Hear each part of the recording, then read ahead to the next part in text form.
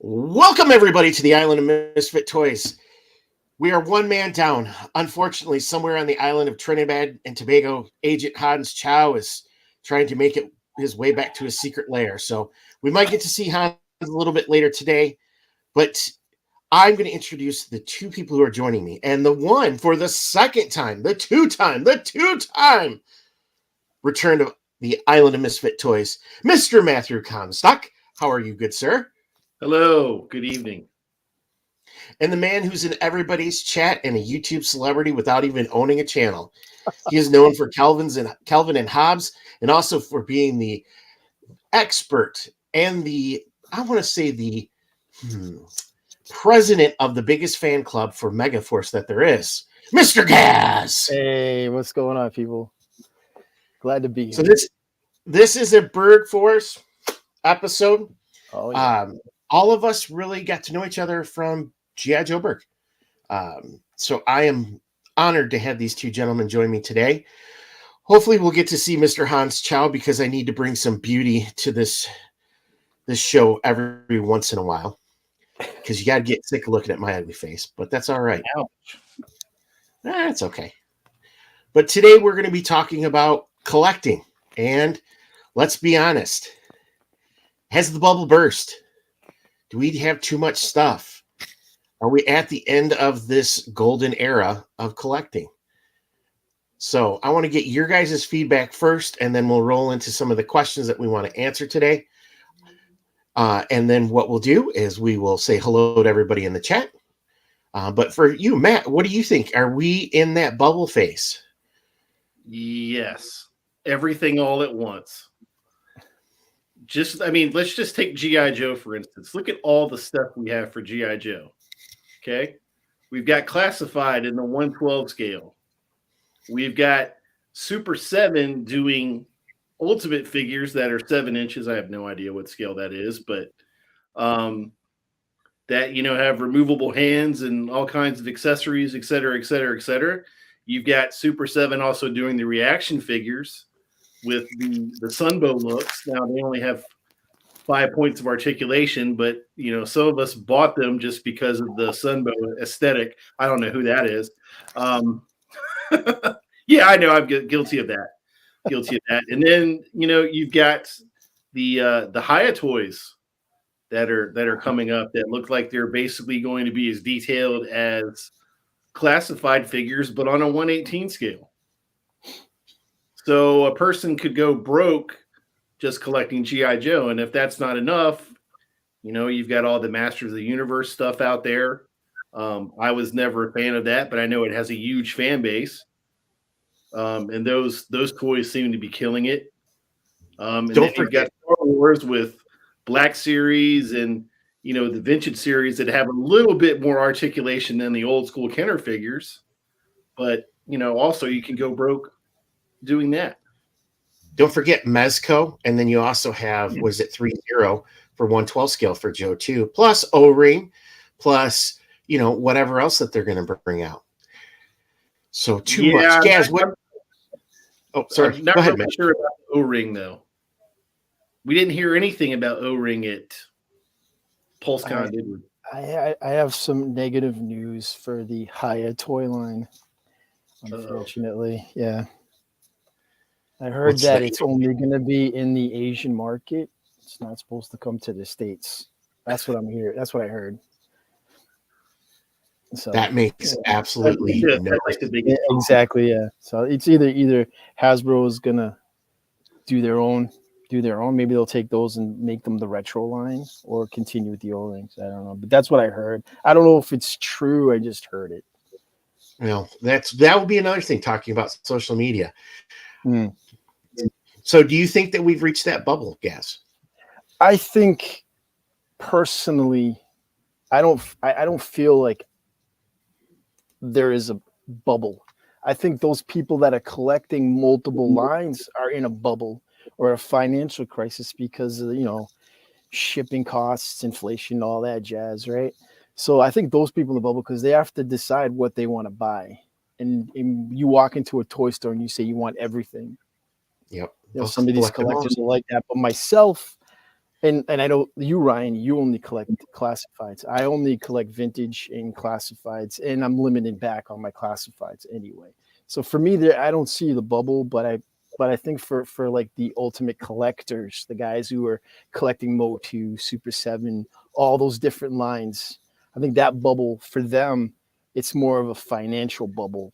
I think that might burst for them personally. That's I think. Well, I want to say hi to the folks in the chat. Evening, morning, afternoon, whatever it is for you, Zazel, in your part of the world. I'm going to say it's probably morning. Hope you're doing well, brother. Hey, Gaz, you're in two places as always. Oh, yeah. Treasures for Trigger. How are you doing, good sir? I hope everything is going well with your family. You guys are in my thoughts and prayers, so keep up the great work on everything, too. Jim Largo. How are you, good sir? Okay, so we have Australia, Japan, and I believe Jim is in South America, so that's amazing. I believe, yep. Hey, Nolan, how are you? I think Nolan might be from Canada. I may be incorrect on that as well, too. Kevin, my boy from the Terrordrome. What's up? We have the cool guy. Love that picture. That's awesome. All right. So this brings up the point. With everything that's been going on, I know with social media, with the increased prices, with everything, with the number of new toy lines coming out, pre-orders, all of these different things, it's just putting so much stress on collectors. Now, I have to also admit that I have a addictive personality. So the reason why I truly stick to classified is because I can go down a rabbit hole that can get really ugly. And when I do fall down those rabbit holes, it's hard to come back from them. So I have been married now for going on 23 years, and I would like to continue to be married, or at least that my wife doesn't kill me because I start buying way too much toys. So for me, having to stick to one line is more of a mental health reason as well as a financial health reason too. So I'm starting to feel a lot of the strain from folks. On social media, I've seen more and more posts about people thinking that stuff is costing too much because the inflationary things have hit us and cost of goods have gone up. And when all the cost of goods goes up, our toy budgets go down. And I know with YouTube, both, you guys are kind of like me. You pick and choose what you want. And, Gaz was sharing with us, he's got a Lego, disease that he has to take care of. And I know Matt's got that reaction problem. So that might have cured itself, though. We'll discuss.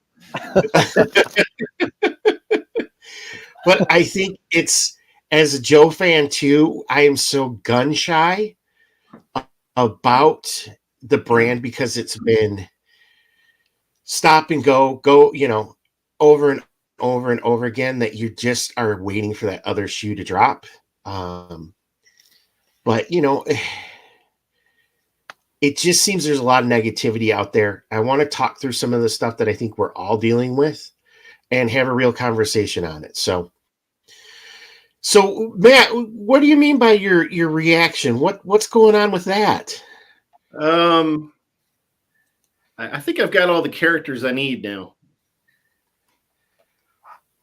To be honest, I don't really see any. I did see CoverGirl in Target the other day, and I also saw the Cobra Commander with the cape and the scepter. And I passed on both of them.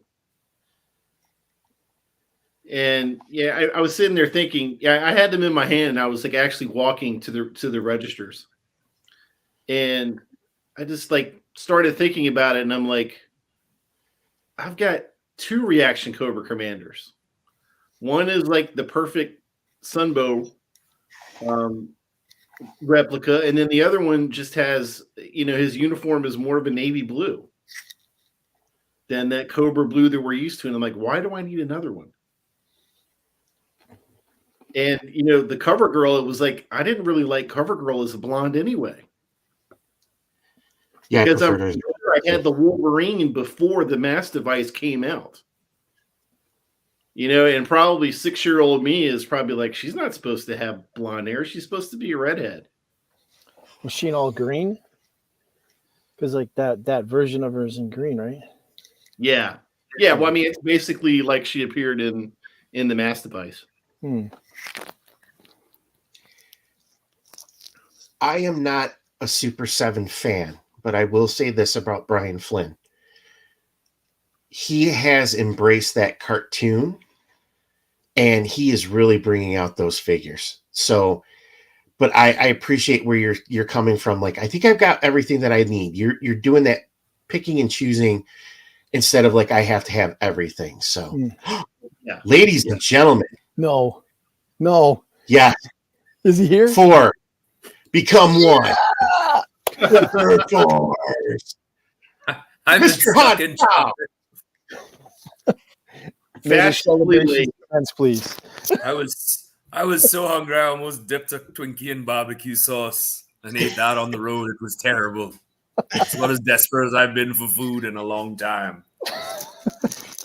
You could have ate first. It's not a big deal. I didn't think I look, man. When a man is hungry, he hungry. You know? Oh my gosh. Well, the hotness of my podcast live stream is now just, went up times 10 because Hans Chow is here. So, Jesus Christ. Whoa. Shirt off Hans is worth like 15 subs. Ooh, shirt off for 4 more flag points. Hey, Hans, you better be careful. If Ken finds that out, he'll ask you to be shirtless on all of his TKO Oh. So, Hans, we were just talking. So, do you think that the collecting bubble is about to burst? Do you think it's just too much stuff out there? Well, certainly, I think it's not, maybe not burst, but it's about to certainly about to die down because most of the consumers that I speak to, they're all like backpedaling because it really is a lot to try to keep up with. It's a lot.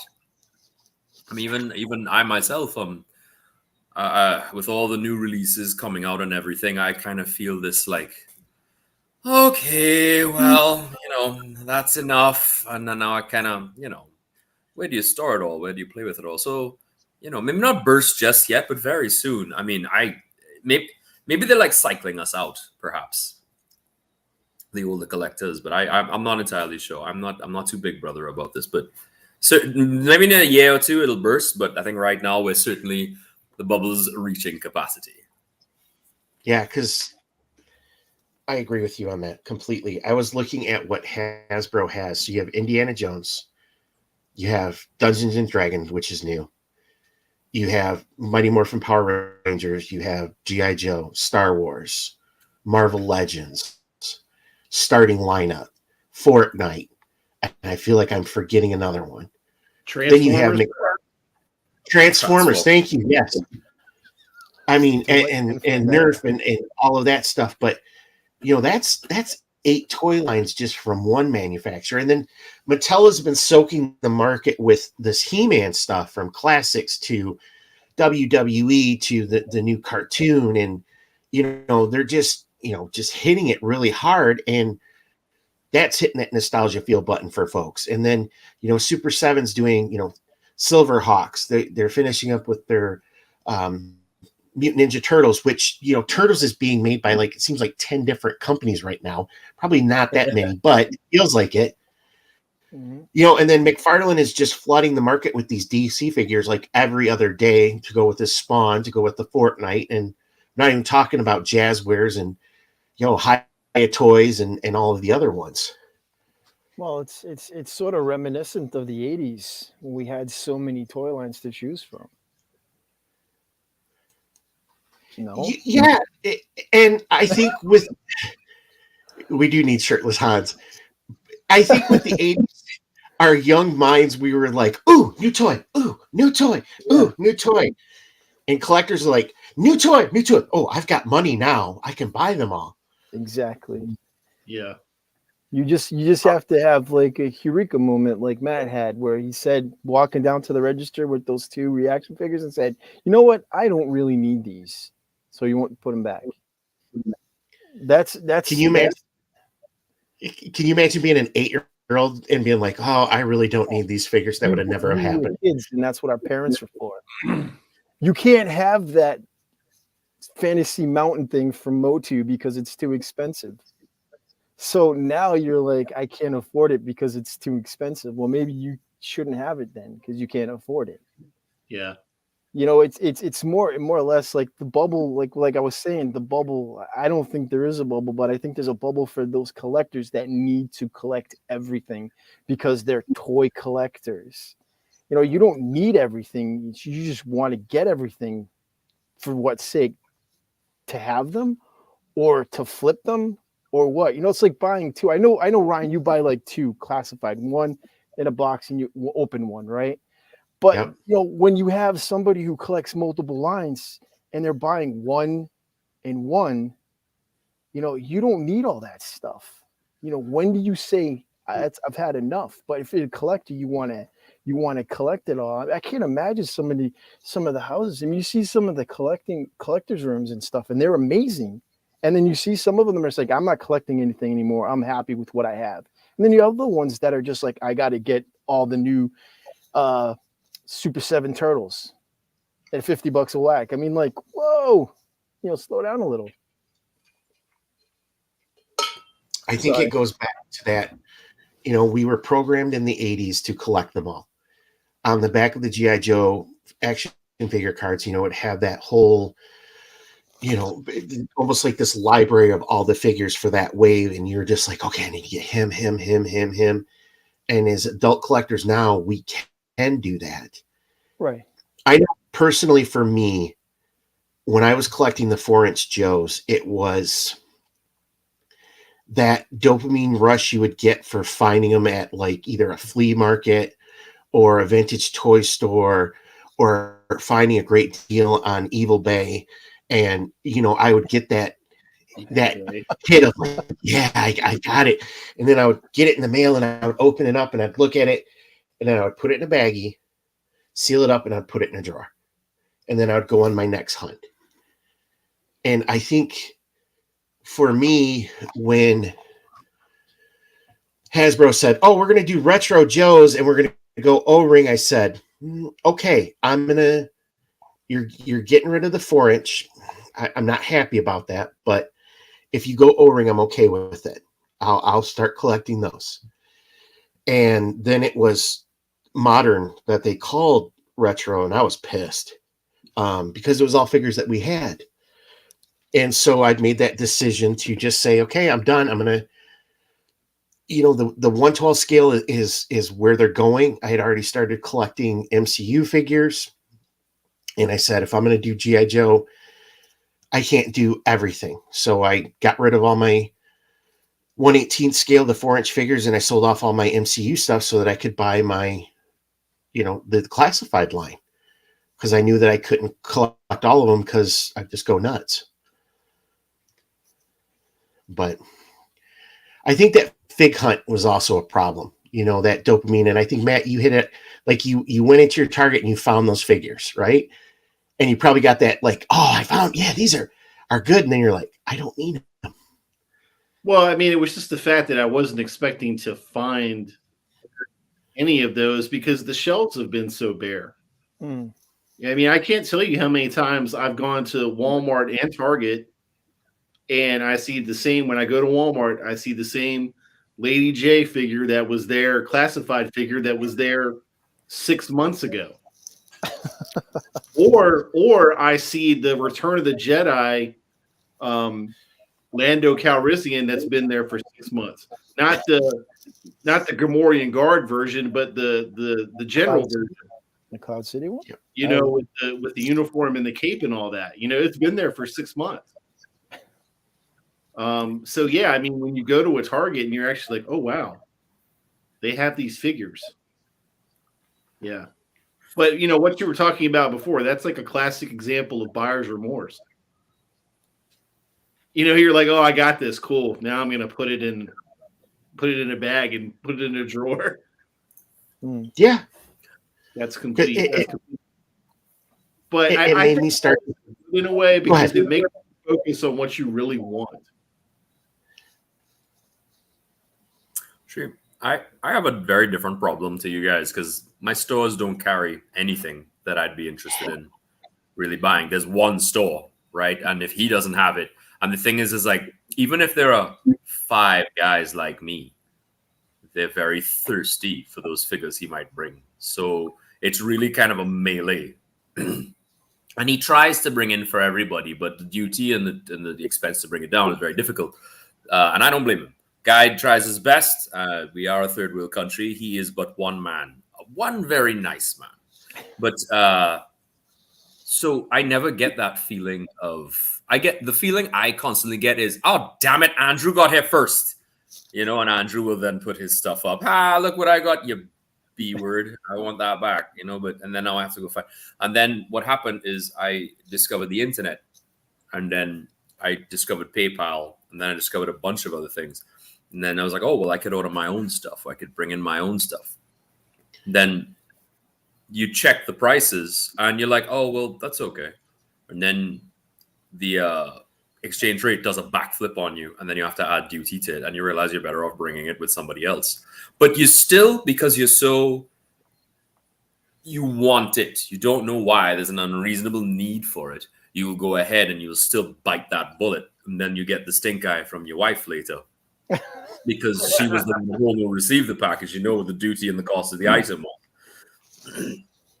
So I will say that it's a different feeling when there is nothing, as opposed to the same old thing, because I would kill for the same old thing that y'all have, because I legit have none. But even then, I am still. I mean, it's the next point really that you were going to bring up, where the people who are overexposed,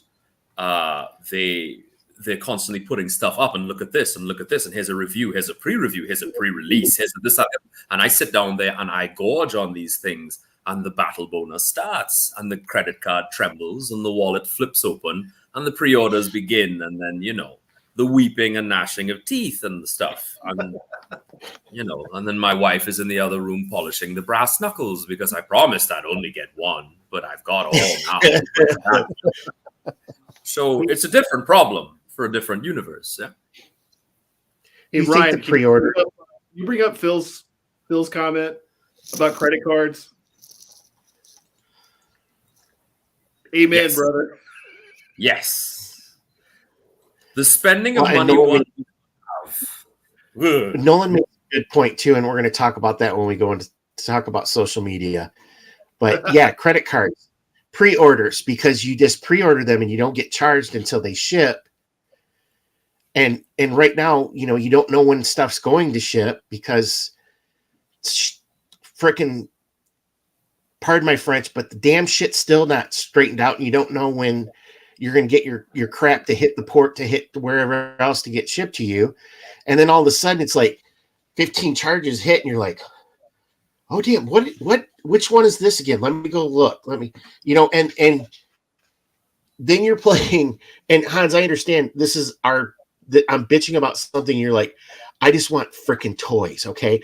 I just want the opportunity to get toys, you son of a bastard for bitching about this, but you order from like 3 or 4 different places, and you're like, oh, this one's shipping first, so now I got to go cancel the other ones.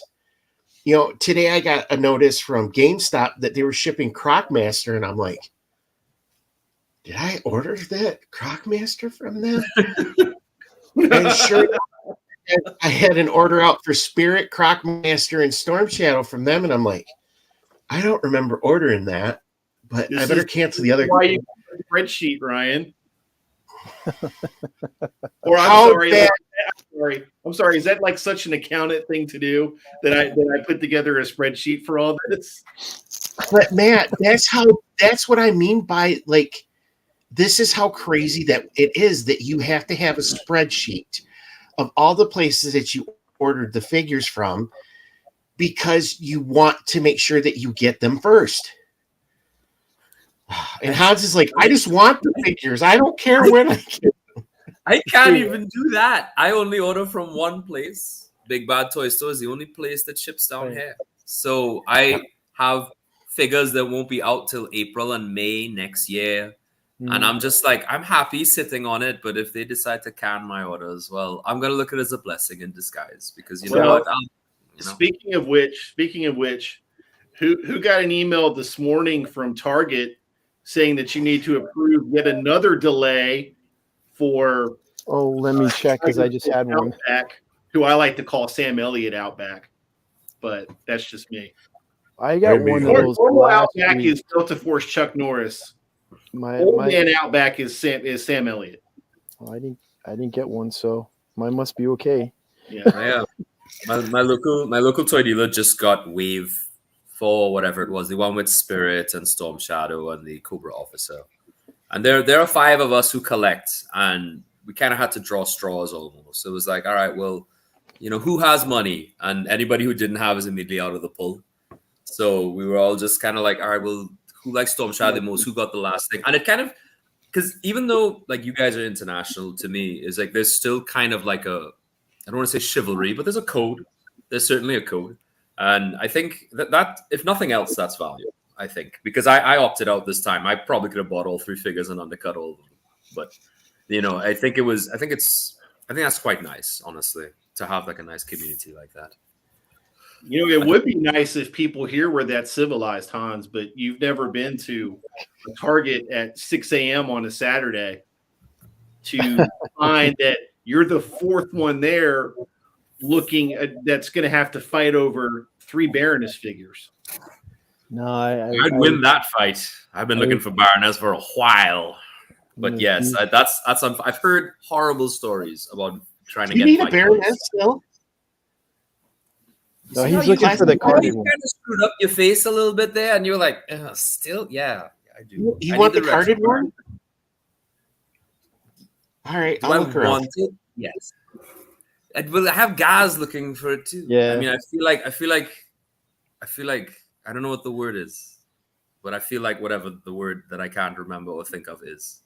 So articulated. Chad put up a video of him going through like a vintage toy store, and then I'm like, right, don't have that, want that, don't have that, don't have any of this, want these, and it's just like, why does everybody have a Baroness? Thank you, Ken. Why does everybody have this Baroness? I don't have this Baroness. I'm looking for her too. Well, I got the one with the coil, and then I also got the carded one. But I got mine. I got the carded one from Pulse because I haven't seen them at Walmart. I keep missing it on Pulse every time it comes up. So my boy, they were in Walmart last Sunday, and he's like, "Hey, they've got like 5 of these Baroness here. Do you want them? Any of them?" And I'm like, "I've already got them." So we're getting hit with a lot of the retro card finally at Walmart, at least in my area, which that never happens.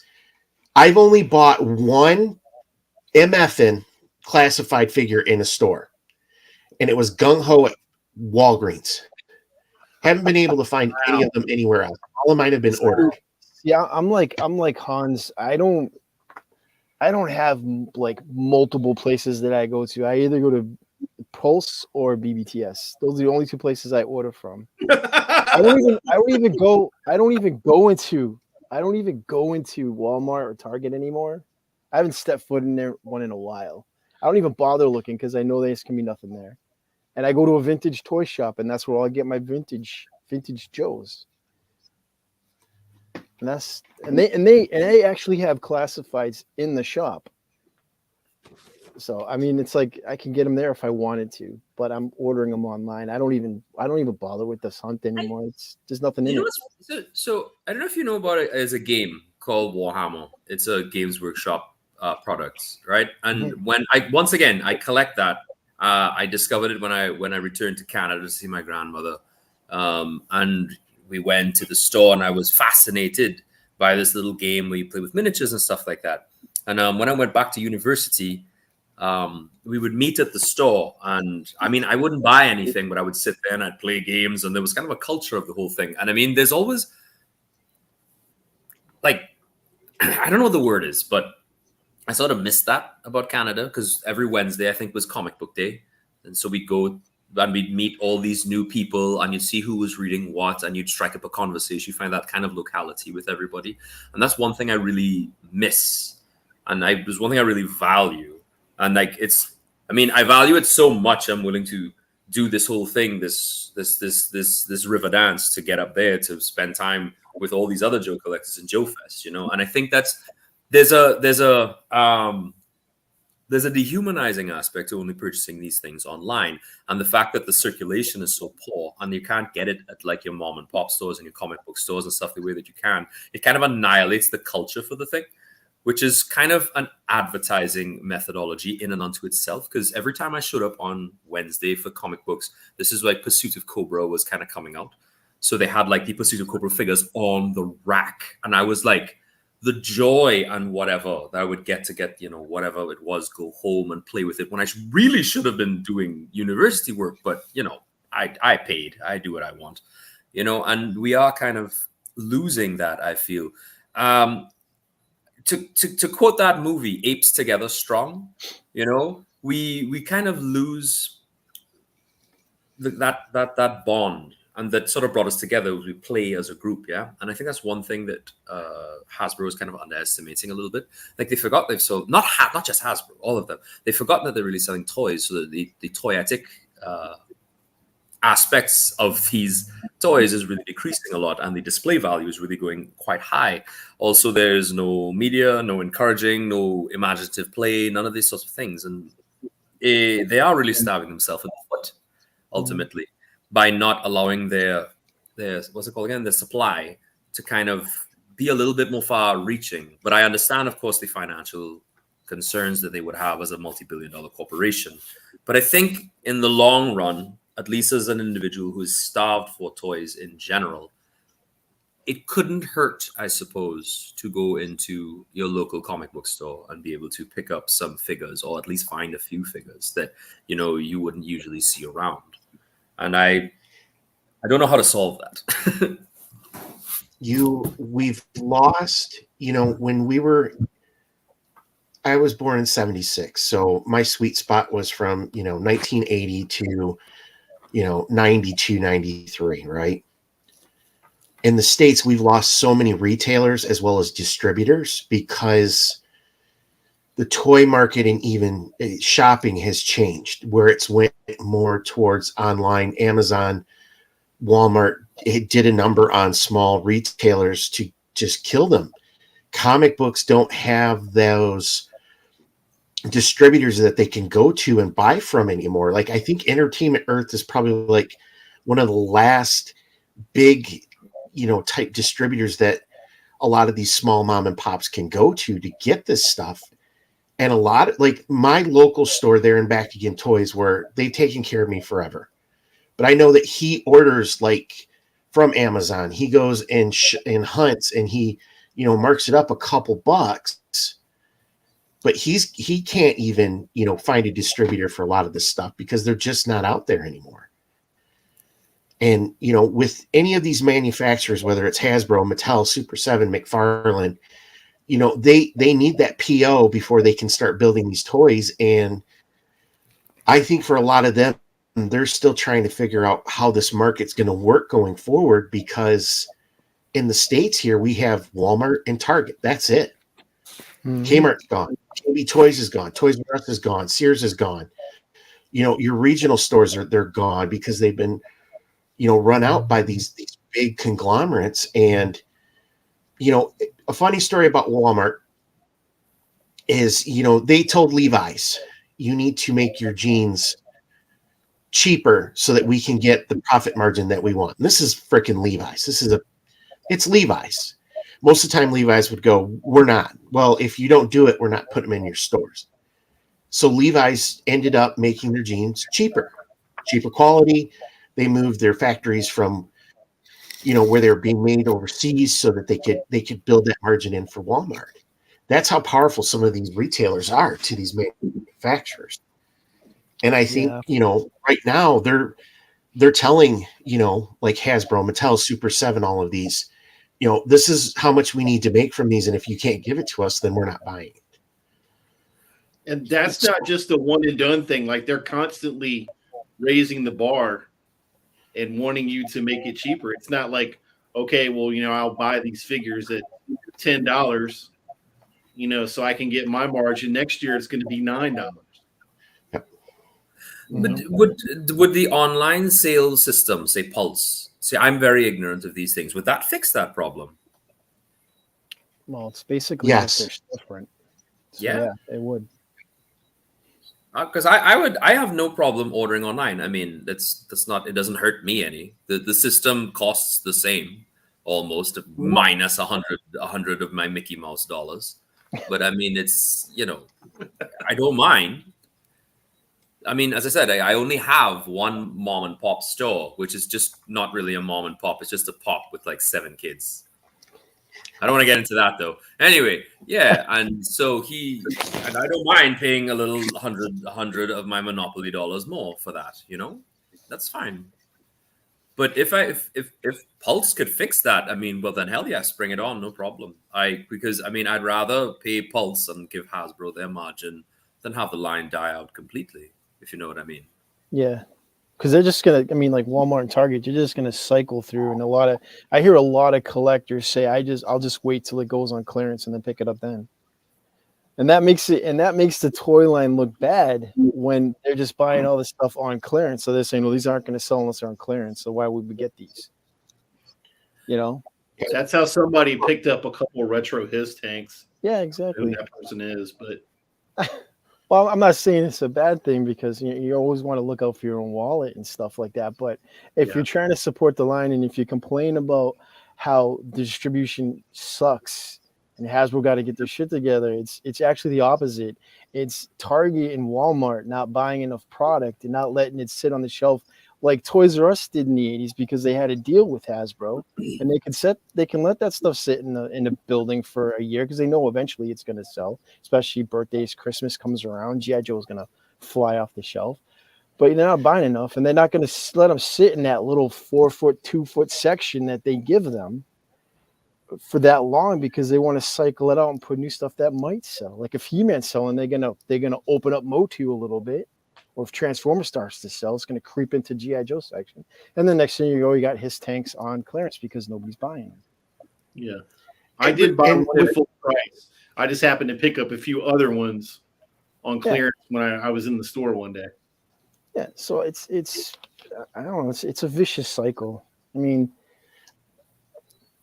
I worked in retail for 10 years, and it was computers, books, videos, and music, and we had all the big chain retailers, and every year we would put out like Christmas music, and the markup on Christmas music is 80 to 90%. Okay, so you think about it, that store is making 90 cents for every dollar. Okay, because it's cycled in and out every single year. It's paid for, it gets returned, paid for, and the store managers, the buyers, they'll buy all that stuff because they know they're going to make margin off of it, but then they can also return it. Where like toys and stuff, that's not a guaranteed sale. They'll have to clearance it out because they need to hit that velocity, that turnover rate, because those planograms come every 3 months, because that's how their buying cycles work. And that's part of the problem, where Toys R Us, they didn't have that. It was Christmas, where they just load everything up, and then the rest of the year it was just, with whatever they had. But those retailers like Walmart and Target, they have to cycle through all that stuff quickly. mm-hmm. So, but I do feel. Yeah. Sorry. Go ahead, Hans. No, go ahead. No. You fix up. And I think the other problem is all of these brands are fighting for even smaller amount of space than what they used to have. I remember as a kid, our toy departments were freaking huge. Now they're a lot smaller because, Target's got to carry groceries now because Walmart carries them. And then, so that means that you're cutting space from all of these areas, and, clothing's expanded because that's a higher dollar margin for a lot of these retail outlets as well too. So, the toy departments have gotten freaking small as hell. They're only what, I mean, if you're just talking like the stuff that we go for, I think there's like one aisle full of that stuff. I think like my local Walmart. The last time I was in there, they have one side of an entire aisle just of Legos. Then you have another aisle that's just a mismatch of Marvel, GI Joe, Transformers, wrestling figures, Motu, and it's all a mismatch, and that's all in this one section, which I mean is what, maybe 20, maybe 15 feet long. I don't know. It's not that long. Yeah, it's An the aisle, same. It's the same here, and there it's like the most disorganized aisle you've ever seen in any retail store. Every time I ever walk in there, it looks like like a tornado passes through. Exactly. So it's like no matter what time. I remember when I was hunting for like the Cobra Island stuff. I wanted to get Beachhead. I really wanted Beachhead. And I went to like 4 different Targets. I was there in the morning I was on vacation. I was there in the morning as they opened the doors, and it looked like a tornado passed through there already. It's like well, I go there on the day it's released and it's not there. So obviously you put them out early and they sold, right? The employees bought them because they could make more money on the secondary market than they could working at the store. I feel like a schmuck. I'm not going to ask anybody, hey, did you get Beachhead in? Because I'm not going to do that. I don't want to do that. I remember when I was working at Toys R Us and I had the collectors come up to me, hey, man, do you got any Hot Wheel cars? I need to find the chase figures. The chase cars. I'm like, no, I don't have any right now. And I'm not going to go back and check it because you're annoying the shit out of me. And I'm not going to do that. I'm sorry. I'm not going to do that. I'm not going to ask somebody if they have a goddamn action figure. If I can't find it on the shelf, then what's the point? Dude, I remember people with that was Pop Finder. They would walk in with their phone and they'd be like, this says you have 5 of them in stock. Where the fuck are they? And it would be like, you're talking to this kid who's probably making minimum wage, and they're like, I don't give a shit. The grown ass man wants a toy. and like, I'll go look in the back, which I'm sitting there going, that kid's going to go and dick off for the next 15 minutes to come back and tell you to go sit and spend, bud. It's like, you're a dumbass. You know, you can't approach people like that was honestly most of the guys that I ran into when I was looking. So like 2 years ago with like the first wave of the classifieds, especially the Cobra Islands, those are the guys that I ran into.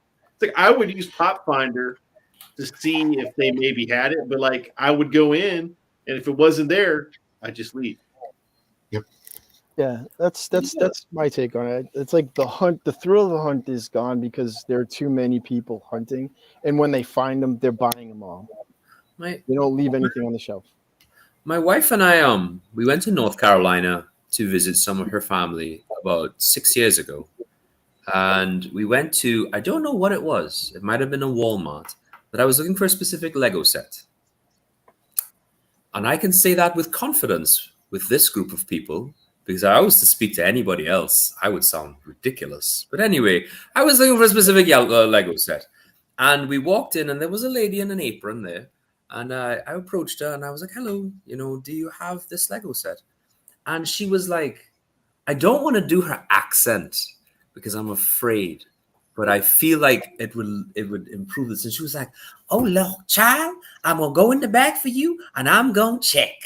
And she went in the back. And I was like, what a nice lady.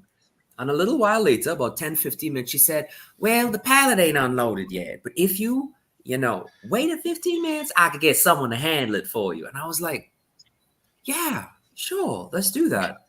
And in about 10, 20 minutes or whatever, she's like, I'm sorry it took you so long, but here's the thing you was looking for.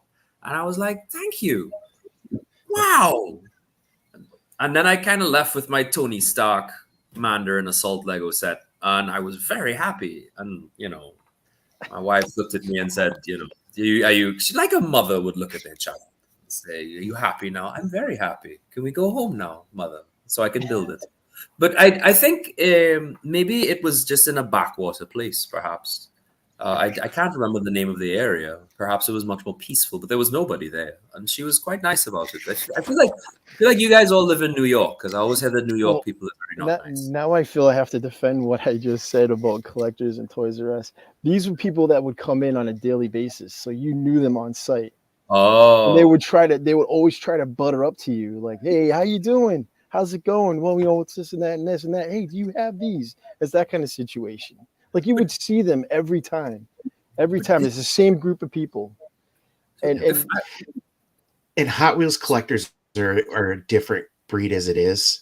When I was working for Handelman, the distributor that worked through the retails, these guys would get there at like 6:30 a.m.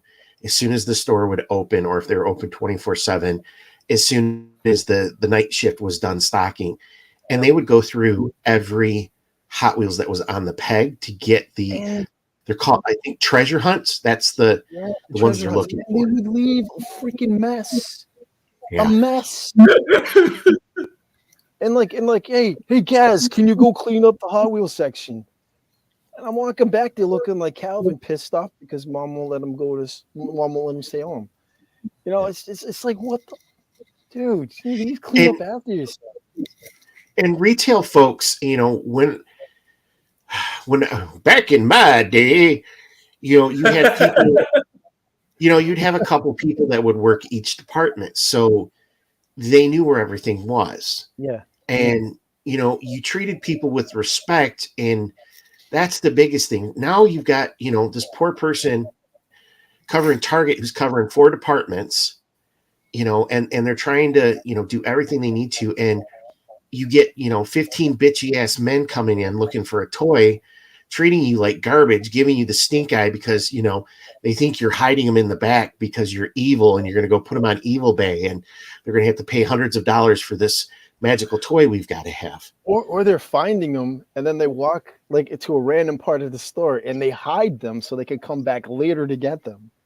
Yes. That's a unique thing, by the way. I think, I don't know if they do this in England or in any other part of the world, but the flipping of toys, and not the flipping of toys, sorry, the hiding of the toys in the vents and in between the shelves and stuff to come back later to get them. And I wasn't aware how vicious the resale community was until I started to seriously collect. And then I went on eBay and I saw, no, I'm not buying this for $60. Are you mad? And then I would buy it for $60 because, desperate. But, the point is, it's savage. It's savage. Like, I almost bought a Luke Skywalker for $50 the other day. And then I did this thing, right? And this is fun because I've realized that if it's a popular character, just wait. They'll bring out a new one. Yes. And it'll be better. So sit and wait and let Jesus take the wheel. You know what I mean? So I was like about to buy this, Luke Skywalker for $50 on eBay. And then, the hand of Christ upon my head was like, don't do it. And I waited. Sure enough, they announced it. Yes, we're releasing a Luke Skywalker. And I was like, wonderful. Then I shall wait for that one. And I did. And now I have it. Well, I don't have it, but I have a pre-order for it. Black Series or vintage? Vintage. Look, I'm Chinese. I prefer things small. Ha ha. Anyway, so I prefer the 4-inch figures whenever I can, right? The 6-inch things, they're too big for me. I can't handle it. They don't fit well in my hands. I get chafed. I have to use lotion. It doesn't work. Give me the 4-inch because it's pocket size, and I like that, Mm-hmm. I just had one of those moments the other day. I was shopping for my nephew's birthday. He's having his 3-saurus birthday party in a couple of weeks.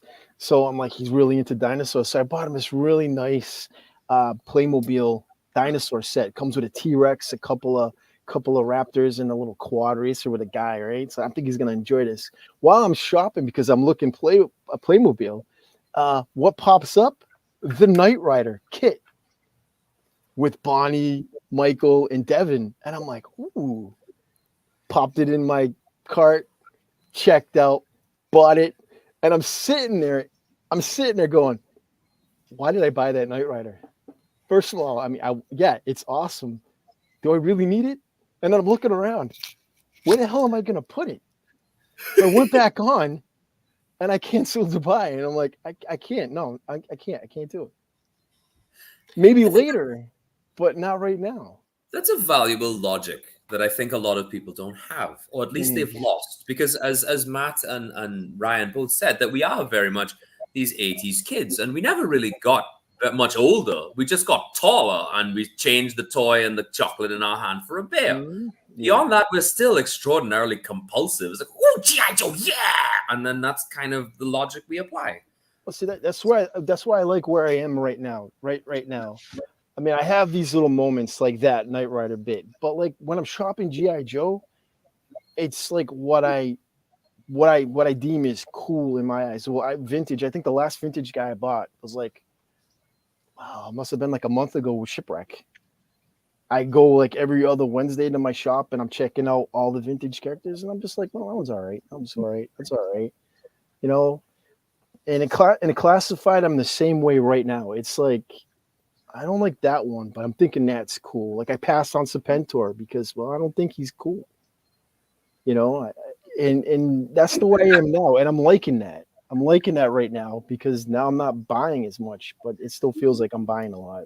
But I think it's because you're at peace with yourself. You know, you've kind of found that nirvana, that toy collecting nirvana, where you kind of, do I need this? No. Yo. And then do I need this? Yes. And you could kind of, there's more of a flow to it. There's a feng shui to your purchasing, you know, and I think that's much more valuable because it gives you that peace of mind. Yeah. You know, I mean, just the other day, I was looking at the Zorano, which is coming out in 2023, and I was like, well, pre-order. So I'm waiting for it. I'm like, I don't really like the face. You know, let me look around, see if I get another head, blah, blah, blah, searching. And I found a Black Widow figure. I was like, oh, yeah, I'll get that. So I got that Black Widow. I'm going to swap off the head or whatever. And now, you know, I kind of have this Black Widow figure here. And I don't collect Marvel Legends, but she's such a good figure. Fun to play with, fun to pose. My kids were playing her with the other day. She's standing next to me, which is why I keep looking off to the side like a weirdo. And it's nice to find those surprises. And, you know, it's very spiritual, I think, to kind of be surprised in toy shopping, as it is in general to be, you know, surprised in life. And I think it's a wonderful thing, because we can say if you found that Knight Rider, say if you kept that Knight Rider, say it was a pre-order, say it showed up in 4 months, say you forgot it, and then, you know, you had a terrible day, and then Knight Rider shows up at your door. What? Exactly, yeah. Wonderful day, you know, and then you pop it open, it's got the rubber tires, and also, well, you zoom it around on the floor, but you don't tell anybody. But it's your feng shui moment. It's your spiritual enlightening, you know what I mean? And suddenly, you know, you realize the universe is lined up, even though your wallet at the time did not, you know? Exactly. I almost eat a Twinkie dipped in barbecue sauce, but I resisted and didn't do it because I'd be sick right now. See? No, that might be all right. That might be good. Guys, no. That's a great comment by Zazel. Great comment. You don't need to get them all. Nope. But then that goes back to what, you know, we were raised of: collect them all. You got to collect them all because that's what we were taught. I think this is a good time to bring up our next one. Do you think that social media and the YouTube toy channels add to the angst in the toy collector community? And what I mean by this is not just the negativity or the misinformation or the bullshit, but, you know, I blame Foosh for a lot of my stuff because he'll review toys. Like I bought Fortnite figures because of him. But you see these reviews and you're like, oh man, that looks really cool. Oh, I'll buy that. And then you get it and you're like, why did I buy that? I blame Michael Mercy and Hooded Cobra Commander for most of my early vintage buys. Every time I saw them review something or talk about something, I went out and bought it. You hear that? Very impulsive in the beginning. Joburg would do those reviews of like the Mirage. Yes. When Steve was pedaling through, you know, South Africa and it made it look like the Mirage was driving. I went and bought 2 of them damn things. And you know, that's the hunt, right? And you know, like I know I'm overpaying for these, but you know, this is just so cool. And then I get them and I put them on display and then they sat there and I'm like, damn it. When I got back into vintage, it was just as they were starting to go up. You know, I was buying some of them at like, you know, 15, 20 bucks. And then they started going up. They started creeping up. And I'm like, oh, they're getting expensive. There's a Easy there, Jim. there are two there are two types of toy reviewers in my opinion. All right, there's like Michael Mercy, and then there's Hooded Cobra Commander, and there's G.I. Joeberg, who I get the feeling they're very genuine toy reviewers. They enjoy toys for the sake of toys. You know what I mean? They might not get whatever it is as fast as possible. They have no connections, and they're doing it for the love of the thing. And then there are other reviewers who have the figures early. They're trying to stay on top of it. They want to get it out there first. It's not about actually doing a good review. It's about getting it out there first. Yep. And I think those kinds of toy reviewers, no offense to them, I know there are a lot of good ones out there, but they're very dangerous because they artificially create a need for something which has not literally been tested by the public as yet. And I think that's dangerous because until you really get some proper peer reviews, so like when Gaz gets whatever figure, he got Storm Shadow and said, yeah, this is great. I'm like, okay, well, that's a valid person who has it. Paul said it was great. All right, cool. Well, I can pre-order it now. That's two people. You know what I mean? Mm-hmm. And it's one of the problems I have with the big companies doing Kickstarter style stuff, you know, where they do like HasLab and stuff like that, because these are legitimately ethereal products. These products are not real, you know, for all intents and purposes. We're paying for the potential. And I think that's very dangerous because even when the news for the Sky Striker comes out, you see the people who review toys leaping on that news, and you see these 2 and 3 and 4 and 5 minute videos, short little videos popping out just so that they're on top of the information coming out. They're more concerned with the speed that the information comes out rather than the actual, not only toy itself, but the community itself. And unfortunately, I do believe people like that do have a certain degree of responsibility, and they need to take ownership of that responsibility. If you have people listening to you, you need to be careful with what you say and how and when you put it out, because it's better to be right than it is to be fast, in my opinion. Very true. Absolutely agree with you, Hans, and I'm going to burst the bubble for you. This belief that billion-dollar companies shouldn't do a HasLab or a crowdfunding. Every toy line that they do is a crowdfunding because they don't start making those figures till those POs are signed from those retailers to buy them. Tooling doesn't start. They'll have designs. They'll invite them in to come look at them, but those retailers buy them, and that's when they do it. That's why it's a Kickstarter method was created.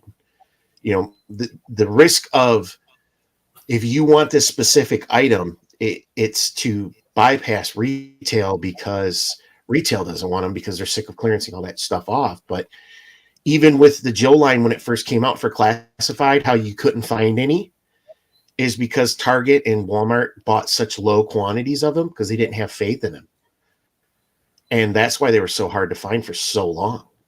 That's true. You know, Cobra Island probably should have went to Toys R Us if it was still around, but it was gone. So Target took it. But you know, and I think that's part of the problem too. The distribution of those items, to me, is not related to the social media platforms that put that stuff out, because they're the best advertisements I think possible. I had no desire for many of these figures. I told myself the lie that I was only going to get 6 classified figures: Snake Eyes, Storm Shadow, Scarlet, Duke, Cobra Commander, and I Can't Baroness. That was it. I have all! Because these people were like, this is amazing. And I'm like, you're right, it is amazing. And now I own all the Gridiron stuff. It's ridiculous. You know what I mean? Wow. That's all. Trust me, I know what you mean there too. I have a freaking drawer full of Gridiron stuff. Right. But so I'm happy I have it. That's the fault of the company. That's the fault. Well, it's really my fault. I swiped the card, right? That's my fault. But yeah. I mean, they started it, you know, if I had to blame someone. You know? Yeah, because and I get that with the toy YouTube channels, they make their money off of views, and being that first means you get the most clicks, which means you get the most subs, you get the most ad revenue. But then you also have whether if it's a coffee account, some sort of subscribe or a Patreon, they get those subscribers that help support them. So, the Pixel Dans of the world, the Toy Galaxies, the Retro Blasting, the big channels, the Fwoosh, they all have to be that first because that's how they make their living. And Another thing that I think adds to it though is so like with classified, how it's set up now is Hasbro doesn't ship that order till they have the entire order for that retailer.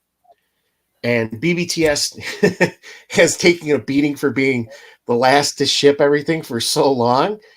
I think they got fewer orders of those Crimson Troopers. So all of a sudden BBTS is shipping out all the Crimson Troopers early and everybody's like, and you start seeing people on social media, I'm guilty of this as anybody. I post all my toy hauls on social media too. So I might need to rethink me doing that.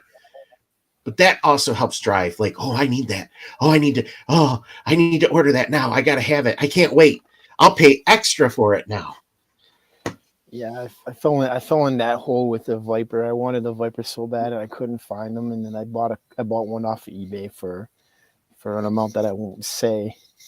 And and now I can get them in my local vintage shop because he has them. So it's like I feel stupid. There's even a Baroness in there with the coil. It's like, hey, but I never paid scalper prices for anything. I was just like, there's no way I'm going to do that. That makes you, to me, as far as that makes you wiser, right? Because I paid 1,200 Starfleet credits for my freaking Baroness figure. It's ridiculous, but you get her, and she's sexy. She's right there, right? I look at her every day, and she winks back at me. You gorgeous thing, you. And I'm happy that I bought her, but then it showed up in BBTS for $44. Right. And you feel quite the ass pulling the high heel out of your penis hole. You know what I mean? Because certainly you spent poorly, and you must pay the price for spending poorly. See, now I'm worried with like you see some of the reviews, like they have their stalker, they get in their Crimson Guard, and you see them posting them in internet. Now I'm worried because my pre-sales date is next year, and I'm starting to think, oh shit, is this going to come out now? I mean, I have this wave coming. I'm supposed to get charged in November.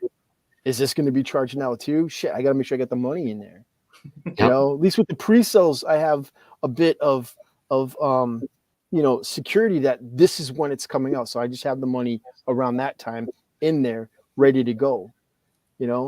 And I see all these guys on, and I realize that they get shipped some early from Hasbro. Some of these guys, they get the early editions. You know what I mean? Well, they get them from the retailers too. Like Dorkside sends Fwoosh stuff early because they're sponsored.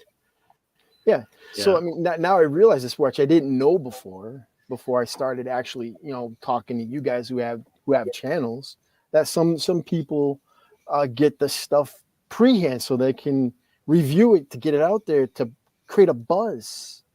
But at the same time, there are people out there that create a negative buzz and want to crap on everything. Buzz. And that exactly, it can make or break the market for a certain item. A buzz, and unfortunately, some of those people who crap on everything are also buying all the stuff that they're crapping on. So, thank you. Yes. They hate it, but they continue to buy it. Yes, exactly. We don't know anybody like that, do we? Do we know? I don't think so. I'm not naming names. I think that it's not me, right? Anyway, I was like, it's no, it's nobody in this hemisphere. I hate Thundercats, so I'm buying them all.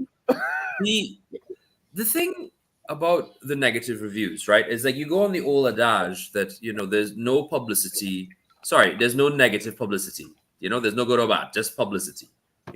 Which I hate that saying, but is it correct? Absolutely, it is correct. I can't fault the logic for it.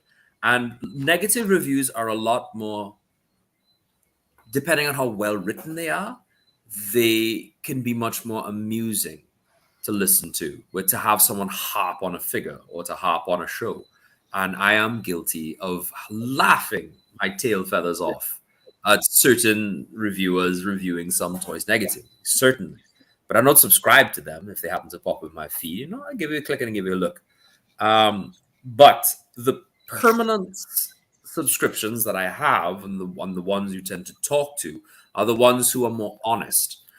But quick fire negative reviews are by far higher in the view section over short periods of time because they are more amusing. And ultimately, YouTube is an entertainment platform, not an information spreading platform, though it is used for these things.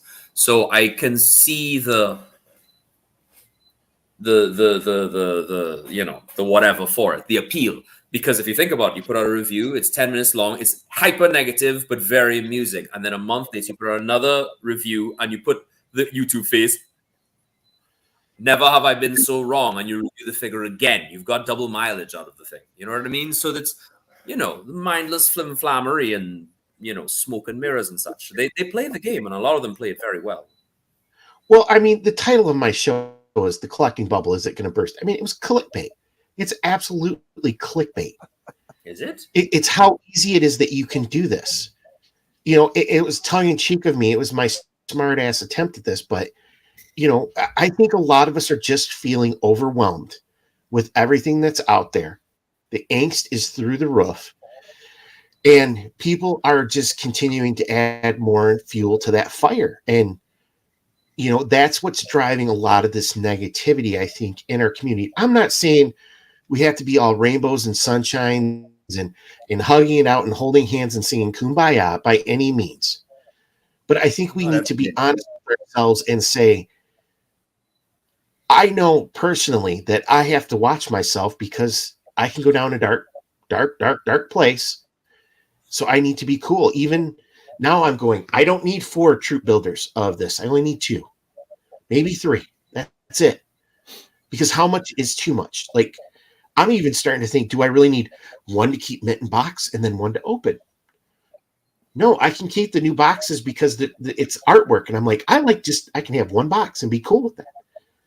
So, I don't know. See, I'm in the, what I do is this, okay? If I come across like a negative video when they're discussing something and they dislike it so much that they needed to put out a 20, 15, half an hour video about it, and it's sitting right next to them, and you hate the line, right? You hate the line. You've come out since day one. I don't like the line. There's a bunch of channels out there that do this, and they have them sitting next to them. I decide that I'm not going to watch this. I'm not going to give it the time. I'm not going to give it the view that maybe it deserves, maybe it doesn't deserve. I'm just going to click the do not recommend this channel to me, because I'm not going to waste my time watching somebody crap on something that I enjoy just for the fact that they want to get views. And then the next video is the same thing. It's just a different figure they're talking about, but it's the same shit or a different line. It could be like Super 7. And I won't give it that time. I'm under the thing. If you don't like something, just say you don't like it and move on. I like a positive vibe, not a negative vibe. And when I get a negative vibe from a channel for too long, I'm gone. I'll leave because I don't need that. This is a hobby. It's supposed to be fun. I'm supposed to have fun.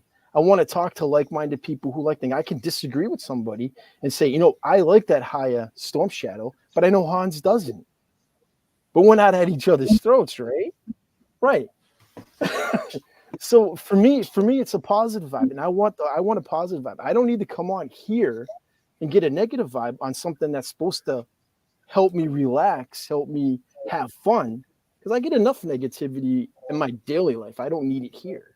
So I just assume cut it out and just say, I'm not into that. I don't like it.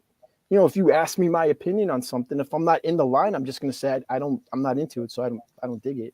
And I don't know why my opinion would mean anything because I'm not into it. Open critique, and I think it's called the Socratic Circle, which is where people will get together and discuss different ideas and stuff like that. It was really meant to be a productive way for people to help vocalize and develop their own thoughts.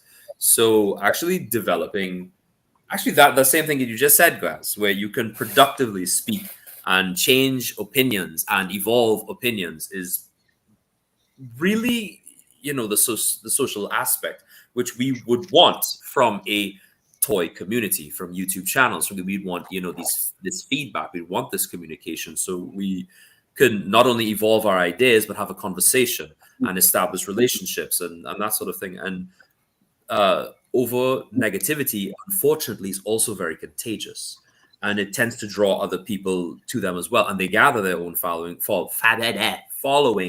through that same negativity, because it's easy to rally around someone who is negative, and then they become the chieftain of the negative tribe, and then of course the rest is history, because we all know how mob mentality works here.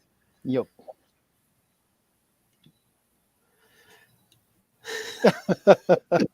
Yeah. Okay. No, it's that kind of mentality. I mean, we could discuss something and we can talk the negatives of G.I. Joe Classified, and we can talk the positives. But I'm not going to harp on the fact that they have shin guards. It's irrelevant. It looks like Duke. It looks like Duke. Because you get shot in the shin. Right? You won't get kicked in the shin when they're playing soccer, when they're not fighting Cobra. It doesn't matter.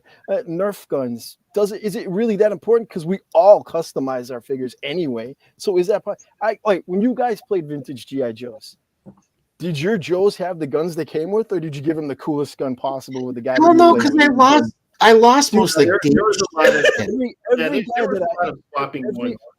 every main character that I used, whether it was Lowlight, Tunnel Rat, Shockwave, they all ended up with Frostbite's gun because I thought it was the badass gun. And that's what I do now. I don't even know where the original weapons are. Starlight Scope for the win. Damn right. I don't think I had a single pistol. I think I lost every pistol. Every single one, because in my head pistols were lame, machine guns and rocket launchers, and that was the way to go. Pistol fling, but yeah, Hawk and Chuckles pistol where I don't know where. Somewhere. Yeah. I think I was one of the few people who probably enjoyed the spring-loaded missile launcher. I think because you can shoot your brother in the eye, and you can't put a price on that kind of fun. That's, haha, I got you in the eye. You may be blind. Oh no, here comes mom. Drop kick.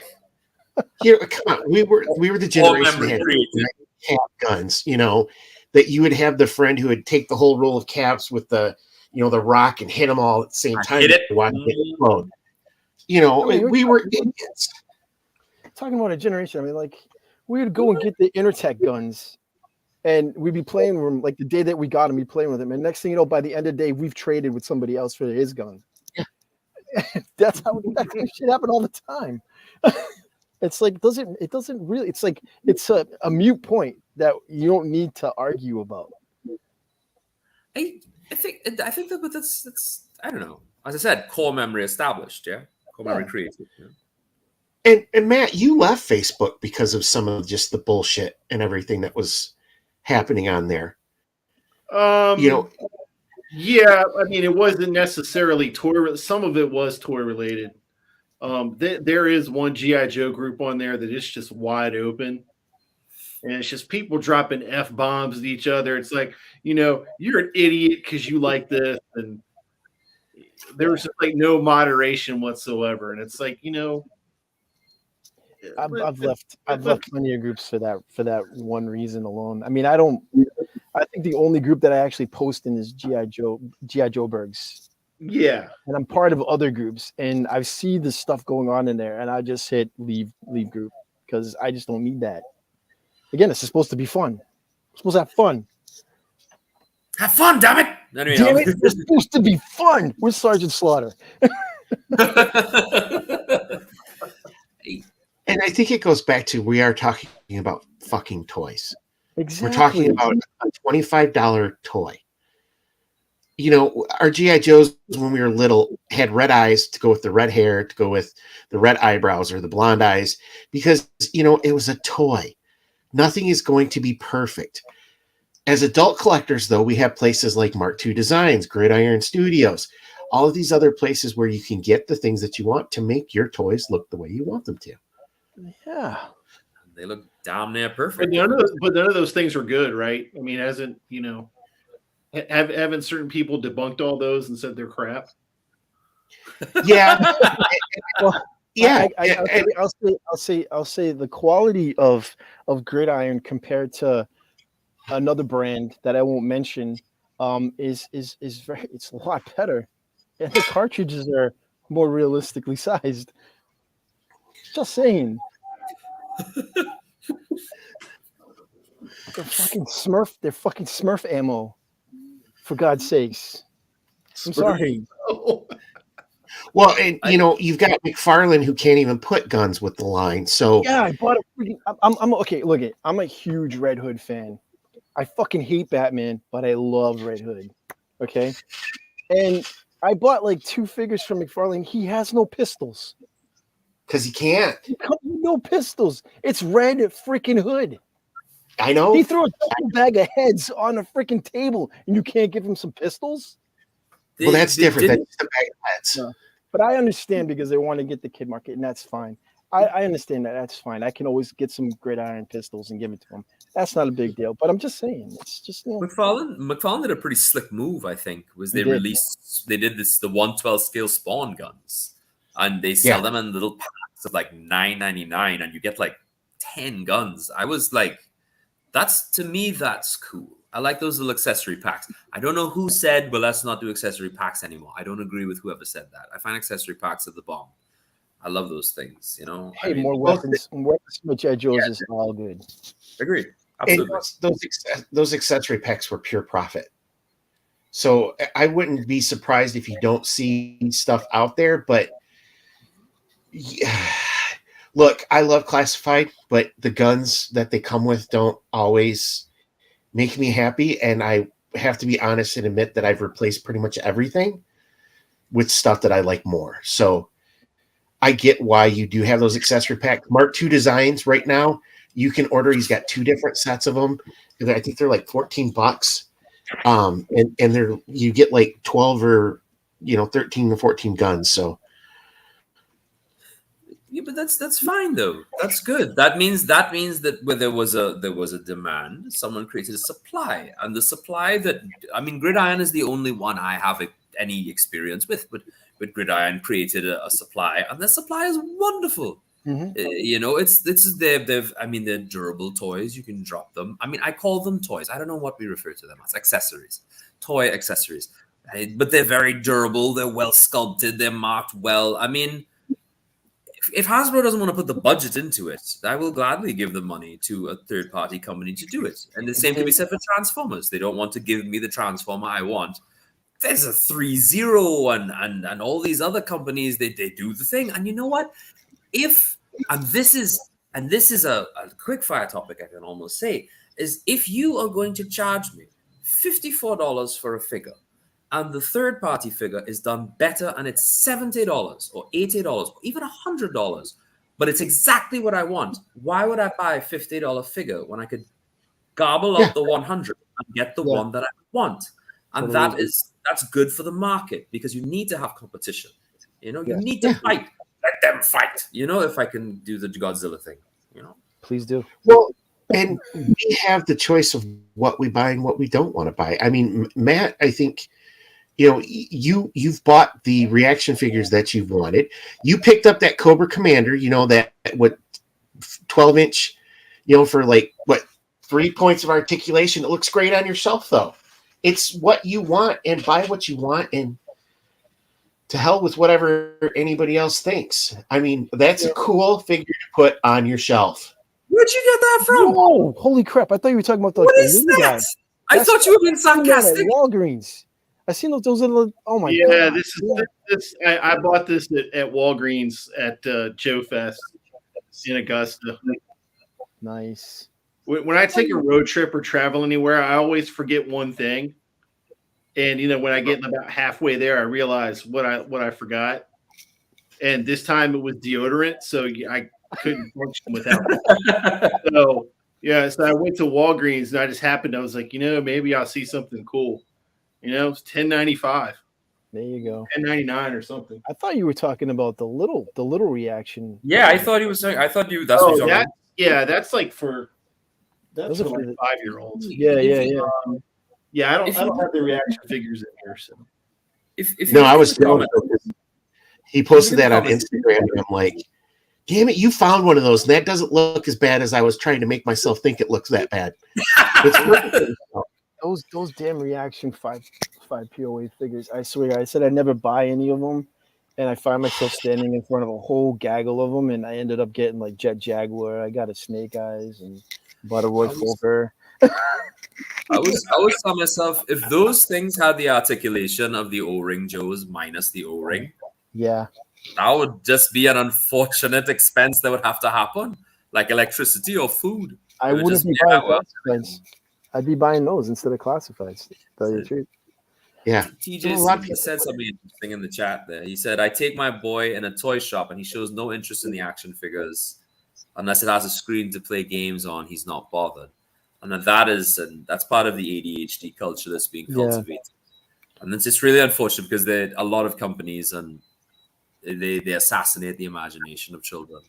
I mean, Very they claim back in the 80s and 90s that the cartoons were just 20-minute advertisements for toys, but it's no different now, right? And I think it's actually worse because I used to go outside and play with G.I. Joes. Sometimes my daughter would sit there and play on the iPad, and I'd be like, come here, we're going outside. But I want to stay, and then you pick her up by the leg and hurl her into the wild and tell her don't come back until there are bats in the sky, or something like that, But yeah, Well, parenting has changed because it would be get the hell out of the house because I don't want you in here because I'm going to watch my soaps, or I need, my dad worked third shift. So it was like, go outside because I need to sleep. And I didn't want to wake outside him the up. mailman's coming. Well, it's like the weekends were the Saturday mornings where they just tolerated you while you watched cartoons, and then after that it was like boot out the door, and then it was a struggle come to back get you until the back in. street lights are on. No, then it was a struggle to get you back in because you didn't want to come back in, and they're screaming out the window. It's dinner time. Get your ass back in the house. But I'm playing Matchbox, Mom. Those were the That's- days. that's- Never find me rich. I mean, it's just You'd hear your full name, Marcus Ryan Sweeney. Oh, I'm in trouble. I gotta go. dead. Oh Lord, When my mom started you're gonna screaming kill in me for the German, third time this week. Yeah, we go. when my mom started screaming in German, I knew I was in trouble. Yeah, we got a good balance, but I think it's not, parenting has changed, but it's not a bad thing. I think we just need to balance our kids, and it requires, unfortunately, a lot of dedication from each parent on an individual basis to show them the best of all the worlds. And then when the child is exposed to the things, they will choose what is right for them. And I think that's very valuable. I think it's like there are a lot of kids who, like, I have a friend who works in Canada, a guy named Dan McKinnon.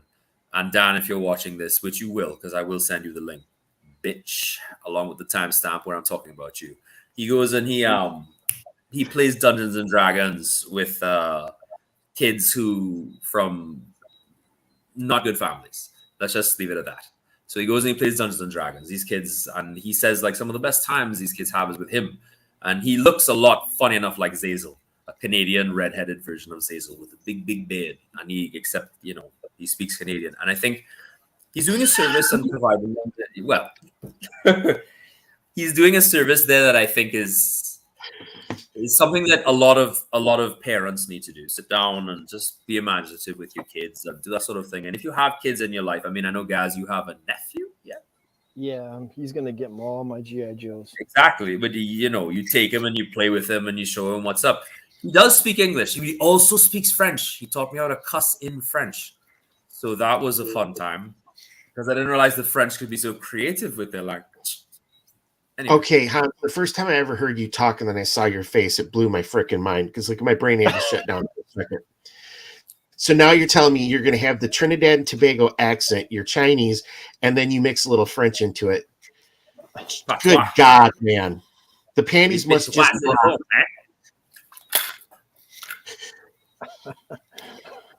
All we hear is... They got big Spanish down here.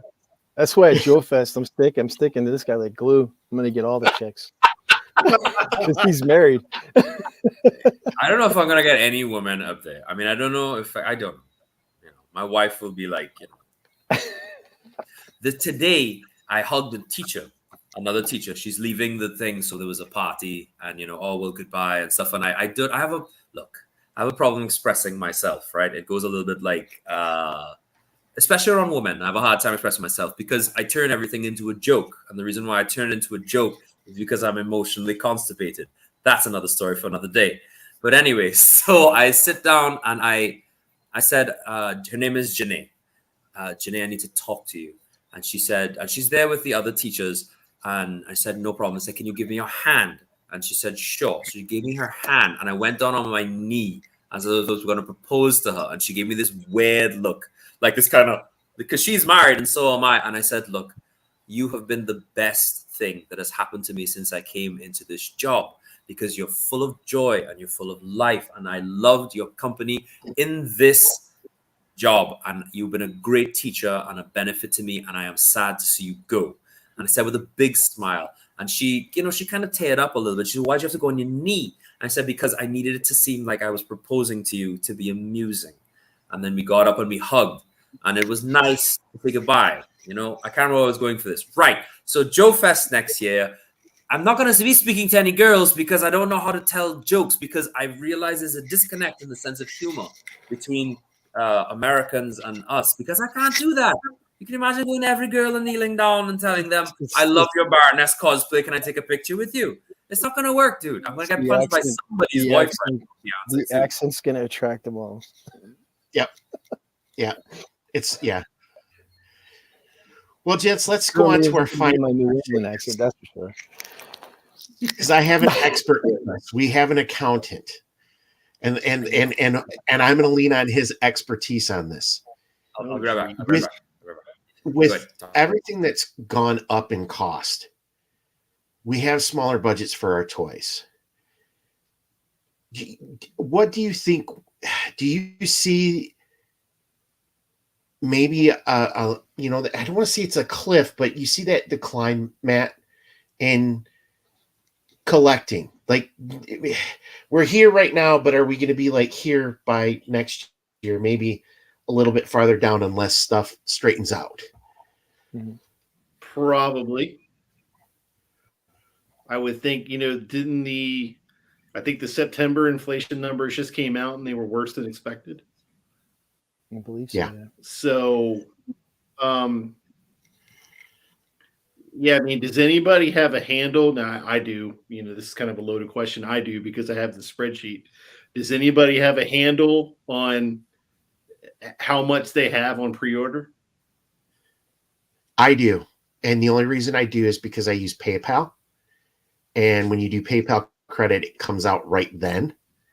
So I pay for all my stuff over time. But to your point, until I had that, did I have? Hell no. Hell no. Want to bet what I have on pre-order? The dollar amount? I heard that question. It'll be like Price is Right. It'll be the showcase. If you guess it without going over, then you win. $2,200. 2,201. Well, wait a minute. I've got two numbers. Are we counting? Well, HasLab's already paid for, so can't really count that, right? No, if you want to count, if we're counting HasLab, are you talking GI Joe or are you talking everything? Because I'm gonna have to ask, are we including that Airwolf then? I've only got one Star Wars figure on pre-order. Yeah, but the Airwolf you said is already paid for. You said, right? Yeah, it is. I didn't even throw that in here because so you're not counting any HasLabs, because I'm assuming that all your HasLabs are paid for. Yeah, well, no, I've got two figures. I've got one for pre-orders that haven't been paid for, and then I've got another figure that includes that plus the HasLabs that have been paid for. That and what HasLabs have been paid for, I'm going to say $3,200. $5,000. I'll just want to go on record saying this is the least fun game that I have ever played. I'm just doing it because I think I'm going to win. I'm like Matt, right? I write things down. So, but I don't look at it. I don't like looking at it. It makes me sad. Without counting HasLab, it's $1,345. With HasLab, it's $2,151. This is in Canadian dollars, or is this in Starfleet credits? No. This is US dollars. This is cold, hard American cash.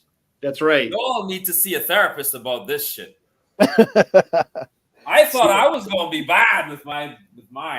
Yeah, I don't have any issues with just canceling. If I know I can't afford it, I'll just cancel the pre-order. It's not a big deal to me. Well, that brings me to another thing that we it's not really part of our question, but maybe you don't have a budget issue. But maybe, whoa, Ken. Whoa. Dude, we need to have an intervention.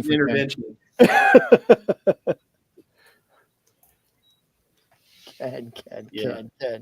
What? No, but what I was saying is, some of us may not have a monetary budget issue, but what about a space budget? I have a space budget. Because my space budget has led me to make a rather drastic decision.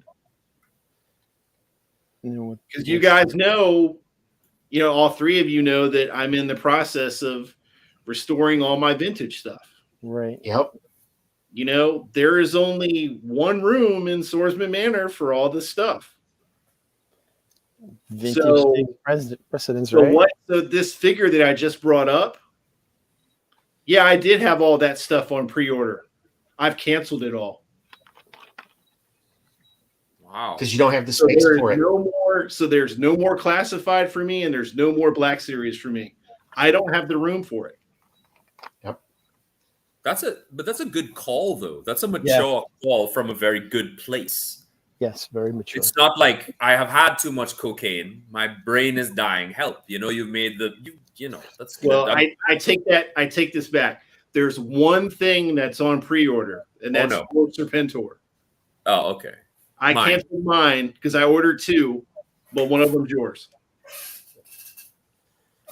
I have, over the course of the next year, including this one, I have $544 worth. Can I just say, this is a wonderful thing. This camaraderie we have, this friendship that we have. They're just looking out for each other for stuff. I'm saying that not because, it's, we're just giving stuff to each other, but like we know that, Hans can't get this. And we're doing that. No, I'm using that as an example. Well, I'm a little upset, Hans, because you said you only buy from one place, but for you forget your toy mules. Well, I don't. You see, mules is such a foul word, though. I mean, Matthew. But I can't say. I know. I sent you. I know. I only sent you Stalker, and he's a peg warmer here, but you didn't have him before. That's the thing, right? Y'all consider them to be peg warmers, but to me, it's freaking gold, right? I got a whole bunch of shit. Yeah, I know.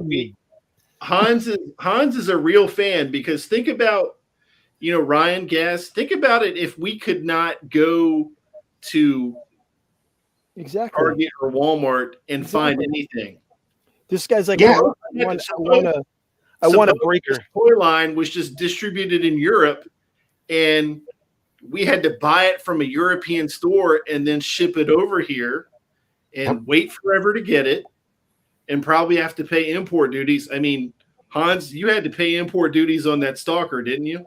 Oh, yeah. Of course. All right. So the next time I send you something, I'm moving the decimal point on the value. As I said, I have a thing. Our country is third world. And this is a third world problem. You can ask any of the South African guys. This is the same problem they're going to have. If the package arrives on Friday, the duty will go up by about 200% because they're going to take that money and buy drinks that night. So you have to program where and when you ship the stuff to land during the week or the weekend. Because once it lands at Friday night, you're buying drinks for the office. So you have to be careful. But it's a well-known thing. It's a well-known thing. So should but we look, just put like a fifth of liquor in with the item then, and that will take care of that? Is that what you're saying? No, because then they're gonna charge triple because alcohol is, man. Now I know why you don't want me to send the pile of loot I have for you. No, because I'll die. And look, I'll die for one reason only. My wife will hang. And yeah, but you're not paying for it. It's already paid for. I will have to pay for the duty. Because think about picture the size of the box you'd have to send, and then pictures that landing, and then having to pay for that. And then I'd have to spend all the Monopoly money I have on it. I'd lose because I'm gonna have to bring an extra suitcase to Joe Fest so you can just take it. What? Look, I'm pretty third world. I'll put a suitcase in a suitcase, like suitcaseception. No, you can just take the suitcase. You can just take the suitcase that I bring it down in. Whatever. Look, I'll figure it out, right? I'll put some in a rubber bong. I'll put them on my butt. It'll be fine. I'll get them down here one way or another. Uncomfortable. So we really should have restricted this chat.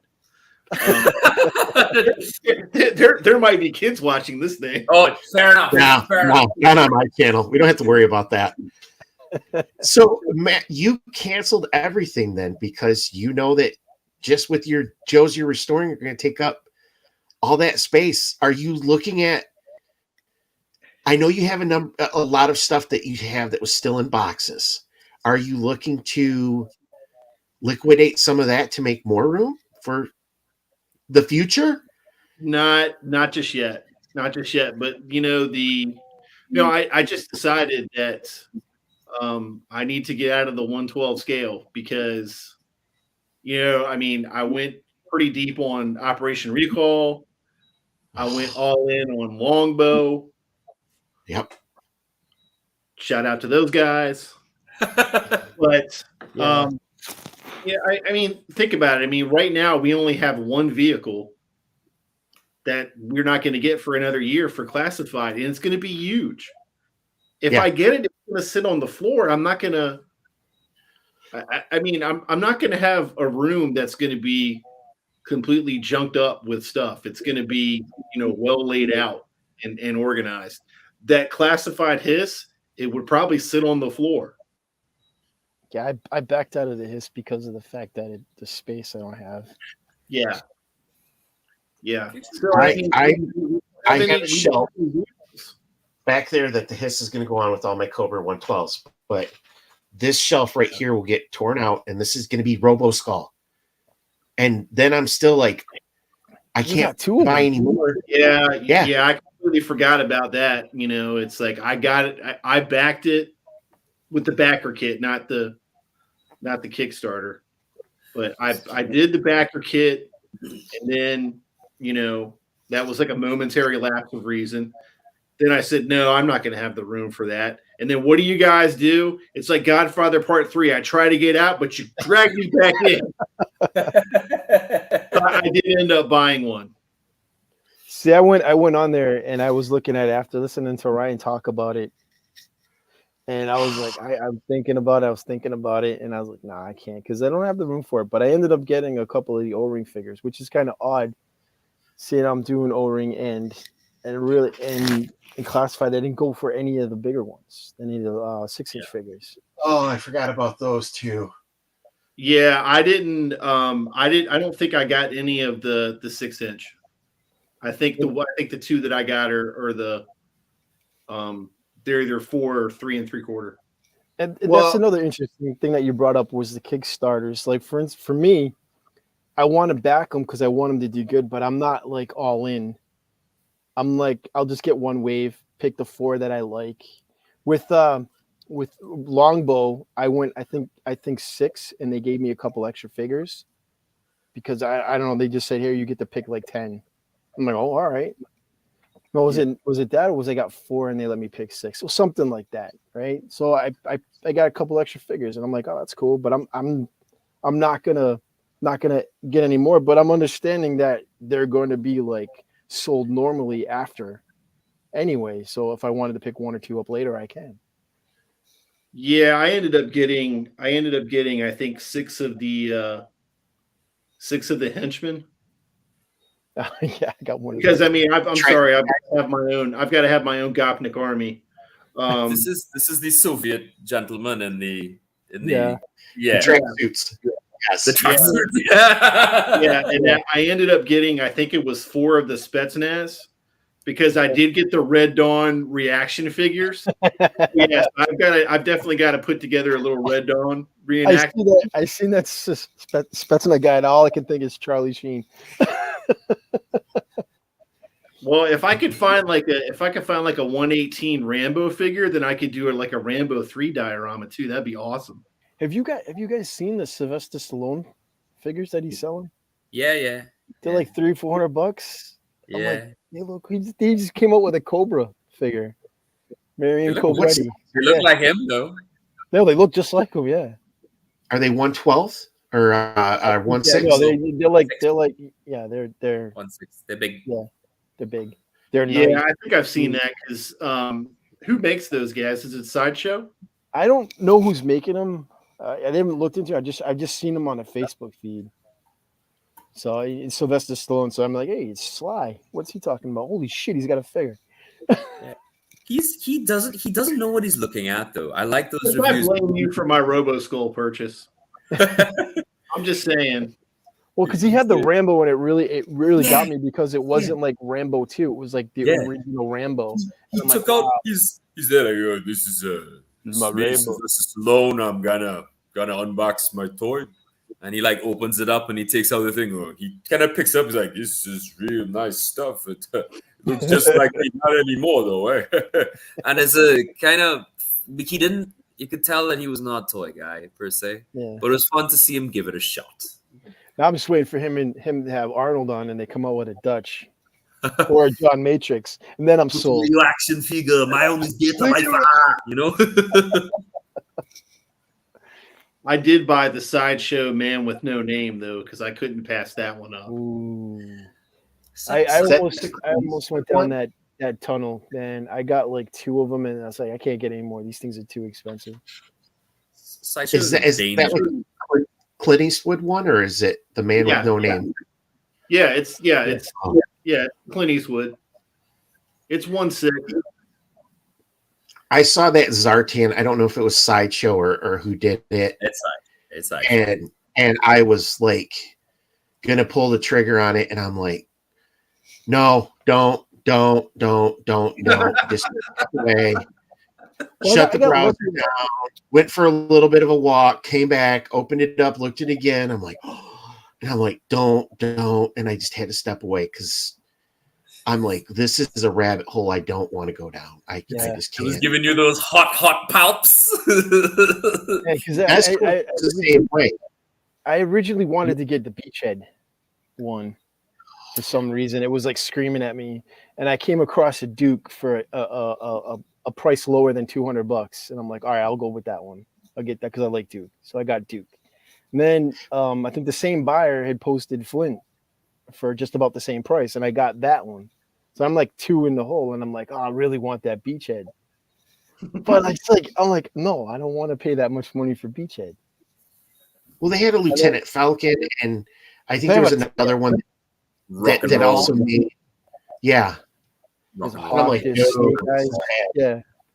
So I'm like, I'd given up looking for Beachhead, and then the prices were just insane. You have a Crimson Guard, Baroness, all them, and they're just up there. And I'm like, no, I'm not going to do that. No.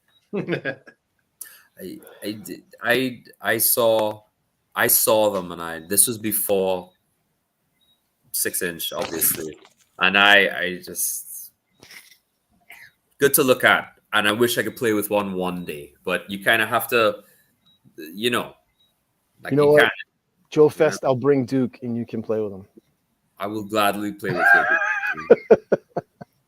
As I said, the only one guy on is that one, and she's the same one that Ryan has with the realistic skin and stuff. And when I was putting her clothes on, I felt that's the dirtiest I've ever felt. It was the worst. The worst. You're so welcome. Oh man, this is And insane. I reached out to my source, my uncle in the furniture business, and we should see Hiya Joe's make their way to the U.S. Oh, we will. Yeah, because Yeah, the guy that I was Carry on. talking to had said that I forget, he either read it or he heard it on a Hasbro thing where somebody asked a question and they said it was Asia only. So, well, if it is, then that's good because that's my definite out of classified because I'll just go with those. Yeah, that might be a rabbit hole I have to go down to. Right. It's a danger. As Chris says, it's a Lord scale. It is. But- It is the Lord scale. But it depends on the sculpts because I'll do what I'm doing now and I'll just pick the cool ones. Well, and I think that a good question is for a lot of this group, especially, the smaller scale was our introduction to it. Mm-hmm.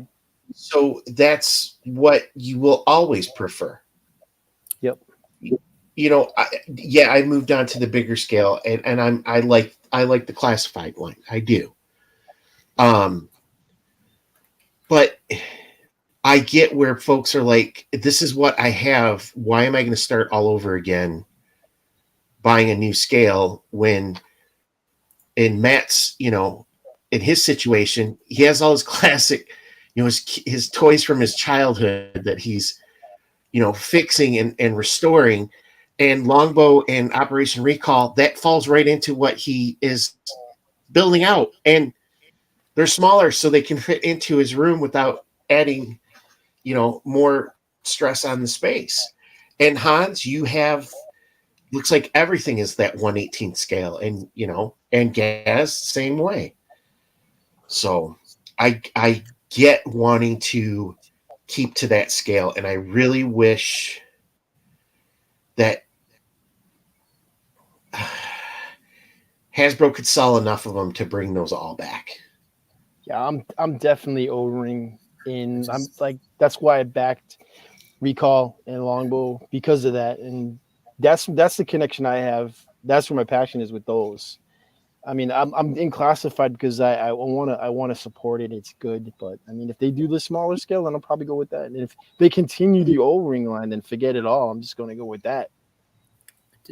I did the wall. I have to say though that if I had gotten all this stuff from my mom's attic and none of it was salvageable, then I would be 100% classified because I got nothing to lose. Right. Right. Yeah. The fact that this stuff is not nearly as bad as I thought it might be, and it's just why me and my Sky Strikers toast. That's why I was happy to do the HasLab for that. But for the most part, this is, it's turned out really well. Yeah, and that's a beautiful thing that your stuff was just dusty and kind of dirty. I mean, some of it, the O-rings were dry rot, but I mean, well, yeah, I haven't really started messing with figures yet. I guess like the only, and I wouldn't even call this a fail. It's just the way it is. But the two Battle Force 2000 vehicles, the Vector and the Dominator, all the King's horses and all the King's men can't make it white again. Even using that the cream peroxide that wasn't doing it. Recommended. Yeah, like it worked great on the shark. It worked great on the claw, the snake, the flight pod. But I mean, I'm just thinking that the plastic that was used in those, since it was a couple years further on in the line, that it doesn't react as well. Yeah, it was inferior process. Yeah, I mean that's why, like, that's I mean, it's not that big of a deal. I mean, all those guys are dead anyway. Exactly. No, Dodger survived. Dodger survived. Dodger died. Dodger dodged it. Yeah, that Matrix thing going on where he's just dodging the bullets. Yeah. When I saw the Hiya toys come out, I was concerned about, because I heard bad things about the quality of Hiya's stuff. So I bought a Predator and I did the wall test on the Predator and it survived. Yeah. Right. Yeah, the So wall I tech. feel as though if once the GI Joes are like that quality or better, and I'm hoping that Hasbro makes them pull their boots up, I'll be happy with that. But if they're inferior quality to those, I'm not gonna opt out. But $20 for a 118 scale figure, that's a little expensive. But you know what? That's comfortable for me. That's comfortable for me. You know, Yeah, it's like it's I still in absolutely the range of fast food, which I'm cool with. You know. And ladies and gentlemen, the wall test is Hans actually sits back from his wall and chucks the figure at the wall, and if it doesn't break, it's good. Oh, it's a edge of your seat Oh, and you moment. should have your own YouTube channel where you do that, bro. Nah, I wouldn't get people subscribed for the right reasons. But if I did, I'd definitely do, I'd open the figure and so where's Sculptor got now for the wall test. Hey, man, subscribers are subscribers. It's true. It's fair enough. Has It's fair left enough. Sky Striker. Does it survive the wall test? You see, you can't do vehicles. It doesn't work. It's All right. I mean, I'm sure it could. I'm sure you could throw a couple of figures, a couple of vehicles, but not the Sky Striker. Goodness. I mean, for the higher line, I want it to kind of look. I want them to kind of look like some of the classifieds, but I don't want them all to look like classifieds. That's why I was kind of excited about that Storm Shadow, because it wasn't like, because the Snake Eyes look like the classified Snake Eyes, and the Storm Shadow doesn't look like the classified Storm Shadow. But the Storm Shadow looks like the original. We had the artwork that they had up on the site, yeah. On the art, but these figures could have been in development for a long time, and they wanted to match up to that. I'm worried that they're gonna be like superhero proportions and not standard 118 scale kind of normal people. I'm worried about that. But once again, man, you can't get everything, yeah. Right. Okay, then we've talked about all the bad stuff, and we've talked about the good stuff. So I want to end on a good note. With everything that we've got out there, all the different lines, is there something that actually excites you that you maybe have backed, or you're thinking about seeing coming down the line, and what that is? Let's start with you, Gas. Is there something out there that you're excited for? Something that I'm excited for. Anything, not just Joe. I mean, Lego. All right, cool. So okay, I'm gonna say two things right now, but one is already out, but like the ramifications of it and what Lego could do excites me. The Galaxy Explorer, the new set, that beautiful piece of space junk is awesome. Anyway, that stirs up like emotions in me, because Lego Space was like my favorite when I was a kid. I had a ton of it. I built a set, then completely ripped it apart and built something else. But I love it, and I'm hoping with all this like retro nostalgia that maybe they will release some of the sets again as like an anniversary thing. And if that's a thing, I'd be 100% in, because I would get all of them. I just get them all because I love that stuff. And then the second thing that's exciting me, well, right now, I've just stumbled across a grail for myself, and that's these Megaforce Hot Wheels vehicles. There's only 5 now. I have 2 of them. So I can't believe you. I can't believe I paid that much for Hot Wheel cars. But looking at the prices of them normally, I got a pretty damn good deal. I think I did anyway, but I won't say how much I paid for them, but it wasn't higher than 65. So don't worry about it for 2. But I'm like looking at them. When the Cobra Island Trooper came out, I paid $100 for it on freaking Evil Base. So don't feel bad about spending, $55 or $60 for those Megaforce cars, because those are hard to come by. Yeah, but so anyway, so that's my little grail now, and I'm gonna put G.I. Joe aside for a bit, and that's what I'm gonna shop now. So that's my thing. But down the line, the thing I really would like to see is that Space Lego come back, and maybe anniversary set. I mean, G.I. Joe excites me, but I know what's coming out. But yeah, but there's some stuff that's going to be coming out that's going to blow your mind. What, G.I. Joe wise? Mm-hmm. Well, if Shockwave comes out, then that's going to excite me to fuck out, man. I know that a lot of people think that, the classified line and Joe is going to wind down, but going into 2023 and then into 2024, I think we're going to be pleasantly surprised that we're going to see more Joe stuff come out that will make people happy. So I guess low light, if you're going to talk that, low light is probably exciting me. And if Shockwave, if they do Shockwave, that would just take precedence overall. Hans, what are you excited for coming out? Honestly, Masters of the Universe, the Netflix series, they just released their Castle Grayskull, so I know what I'm getting my kids for Christmas because they love that series. And that makes me really happy because we really do smash those toys together. And those things are durable as all hell. So I'm really happy that Mattel is making tough toys for children. These things they're just thick slabs of plastic and with the same kind of articulation as the Masters of the Universe that we grew up with and the same kind of action features. And I'm glad that they're getting that. They're linking the show to the toy and they're going through the things. And I really enjoy that. For myself, anything really to do with Lego, I love what Lego is doing so much. I love what they're doing. I fucking hate Lego. I hate Lego. My sister was 12 years younger than me, and she had Legos, and she would leave them little bastards out. And he would get up in the middle of the night to go use the bathroom, and it was like I was shot by a 30-06. It would drop me quicker than anything. I had a toy box full of Legos, dude. You could literally swim in like the Uncle Scrooge in his vault. That's how massive this box was.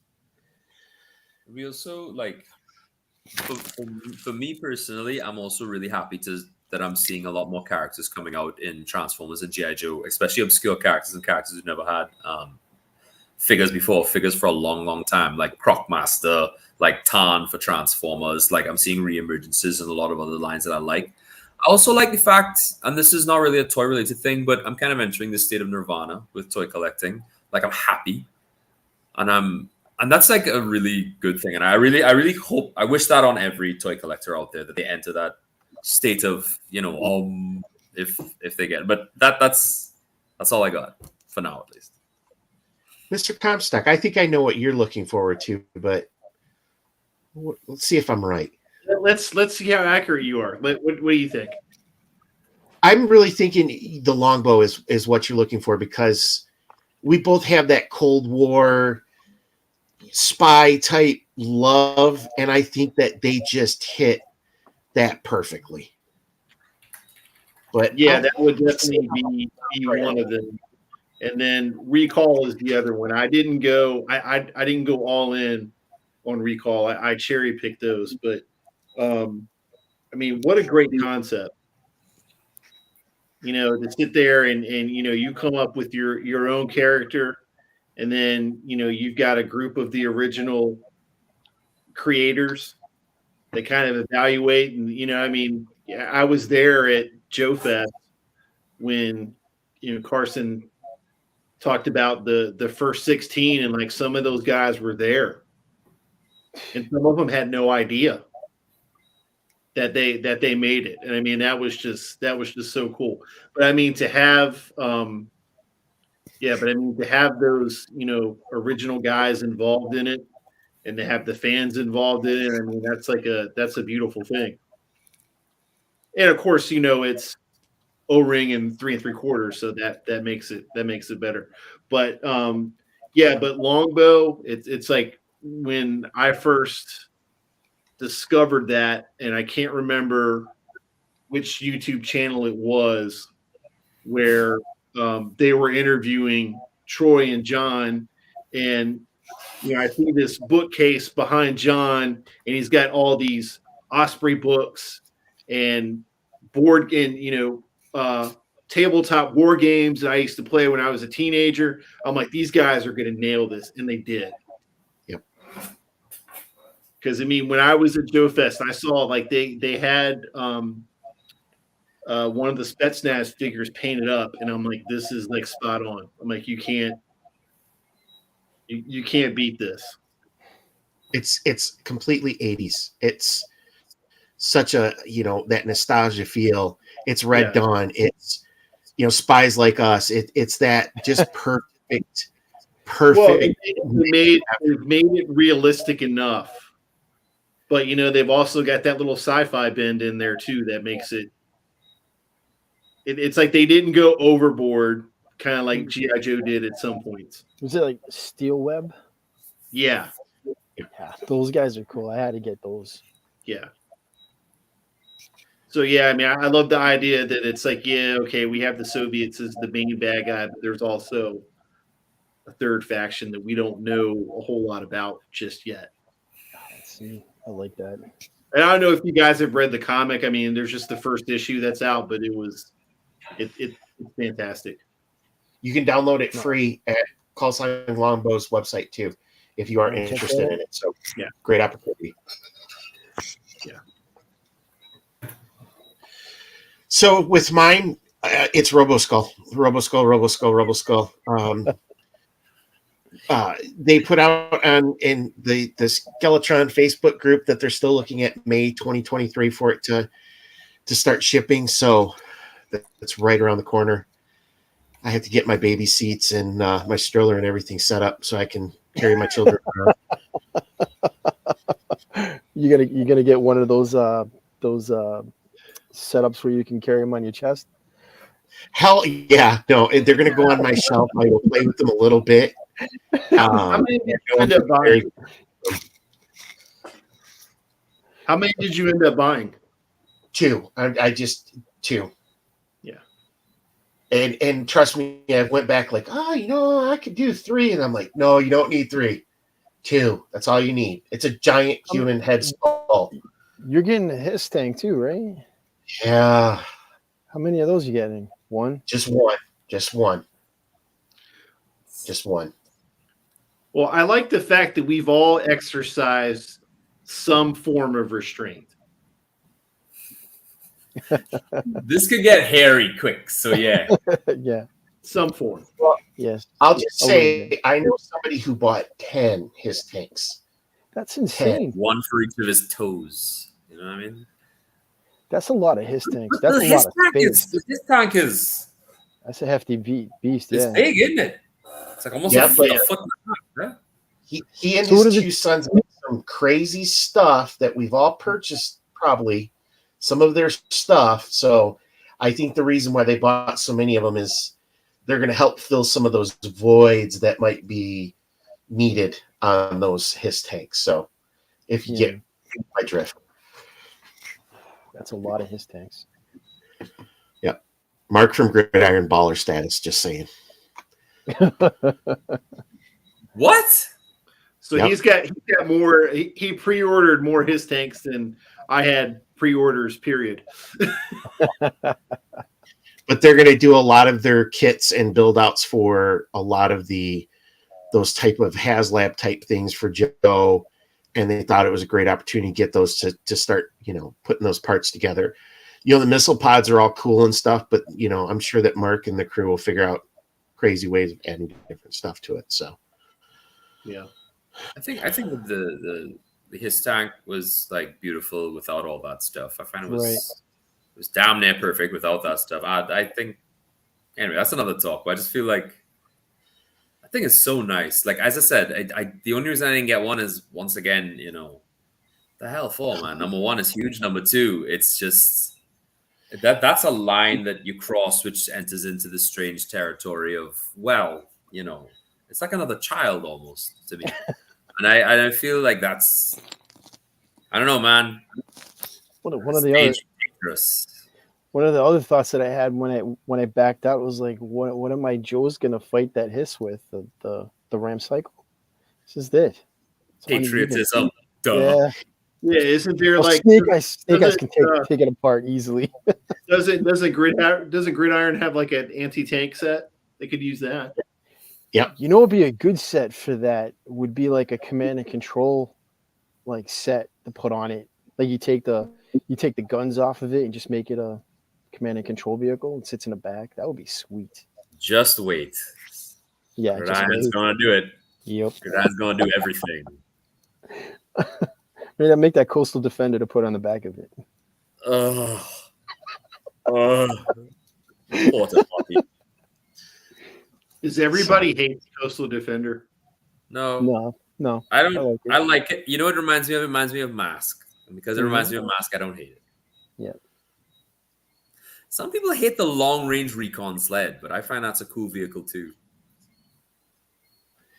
No, by himself. All right. Like, I would love to see that on classified scale. Wait, that's Another the bike with the tank treads in the front, right? You Yeah. lay down on. That's not Yeah. that bad. It's not that bad. Oh, it's all right. I They think did it on it's classified scale, you know, and they have the neck articulations that actually look up. It's amazing, man. a toy. It's a toy. Yeah, It's doesn't a need to make toy. sense. Just needs to be None of only- it. We're talking about a made-up fictional character groups that are made off of toy property. Ice Cream Soldier was in this group. Sci-Fi was in this group. They can do whatever they want. It's a flippin' toy. That's you know, a good toy too. Yeah, and for Sometimes a lot they go of, too far. yeah, but for a lot of kids, that's all Overlord, they. I'm looking at you. Pogo. But for some kids at that time, those items were what got them into that line, and that's something special to them.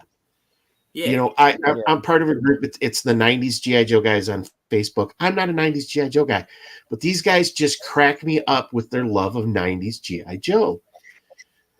That's when they started. The neon colors is where they jumped in at. So I get that love of the Joes for that point. Yeah. Okay, look. I'll admit this right now. Those 90s Joes, they're kind of growing on me. kinda. A little Kinda. bit. A little Some bit. of those vehicles from that line were some classy toys. Oh, man. I'm saying the Joes. I didn't say the vehicles. I got nothing wrong with the vehicles. But The some of those Manta. Joes, they're growing on me. Yeah. That Manta, they didn't do a good this Manta. Well, the little inflatable boat with the rubber band propeller. I don't got a problem with that. That's smart. That's what that is. That was one of my favorite vehicles. But it's that's what made cool stuff, I guess.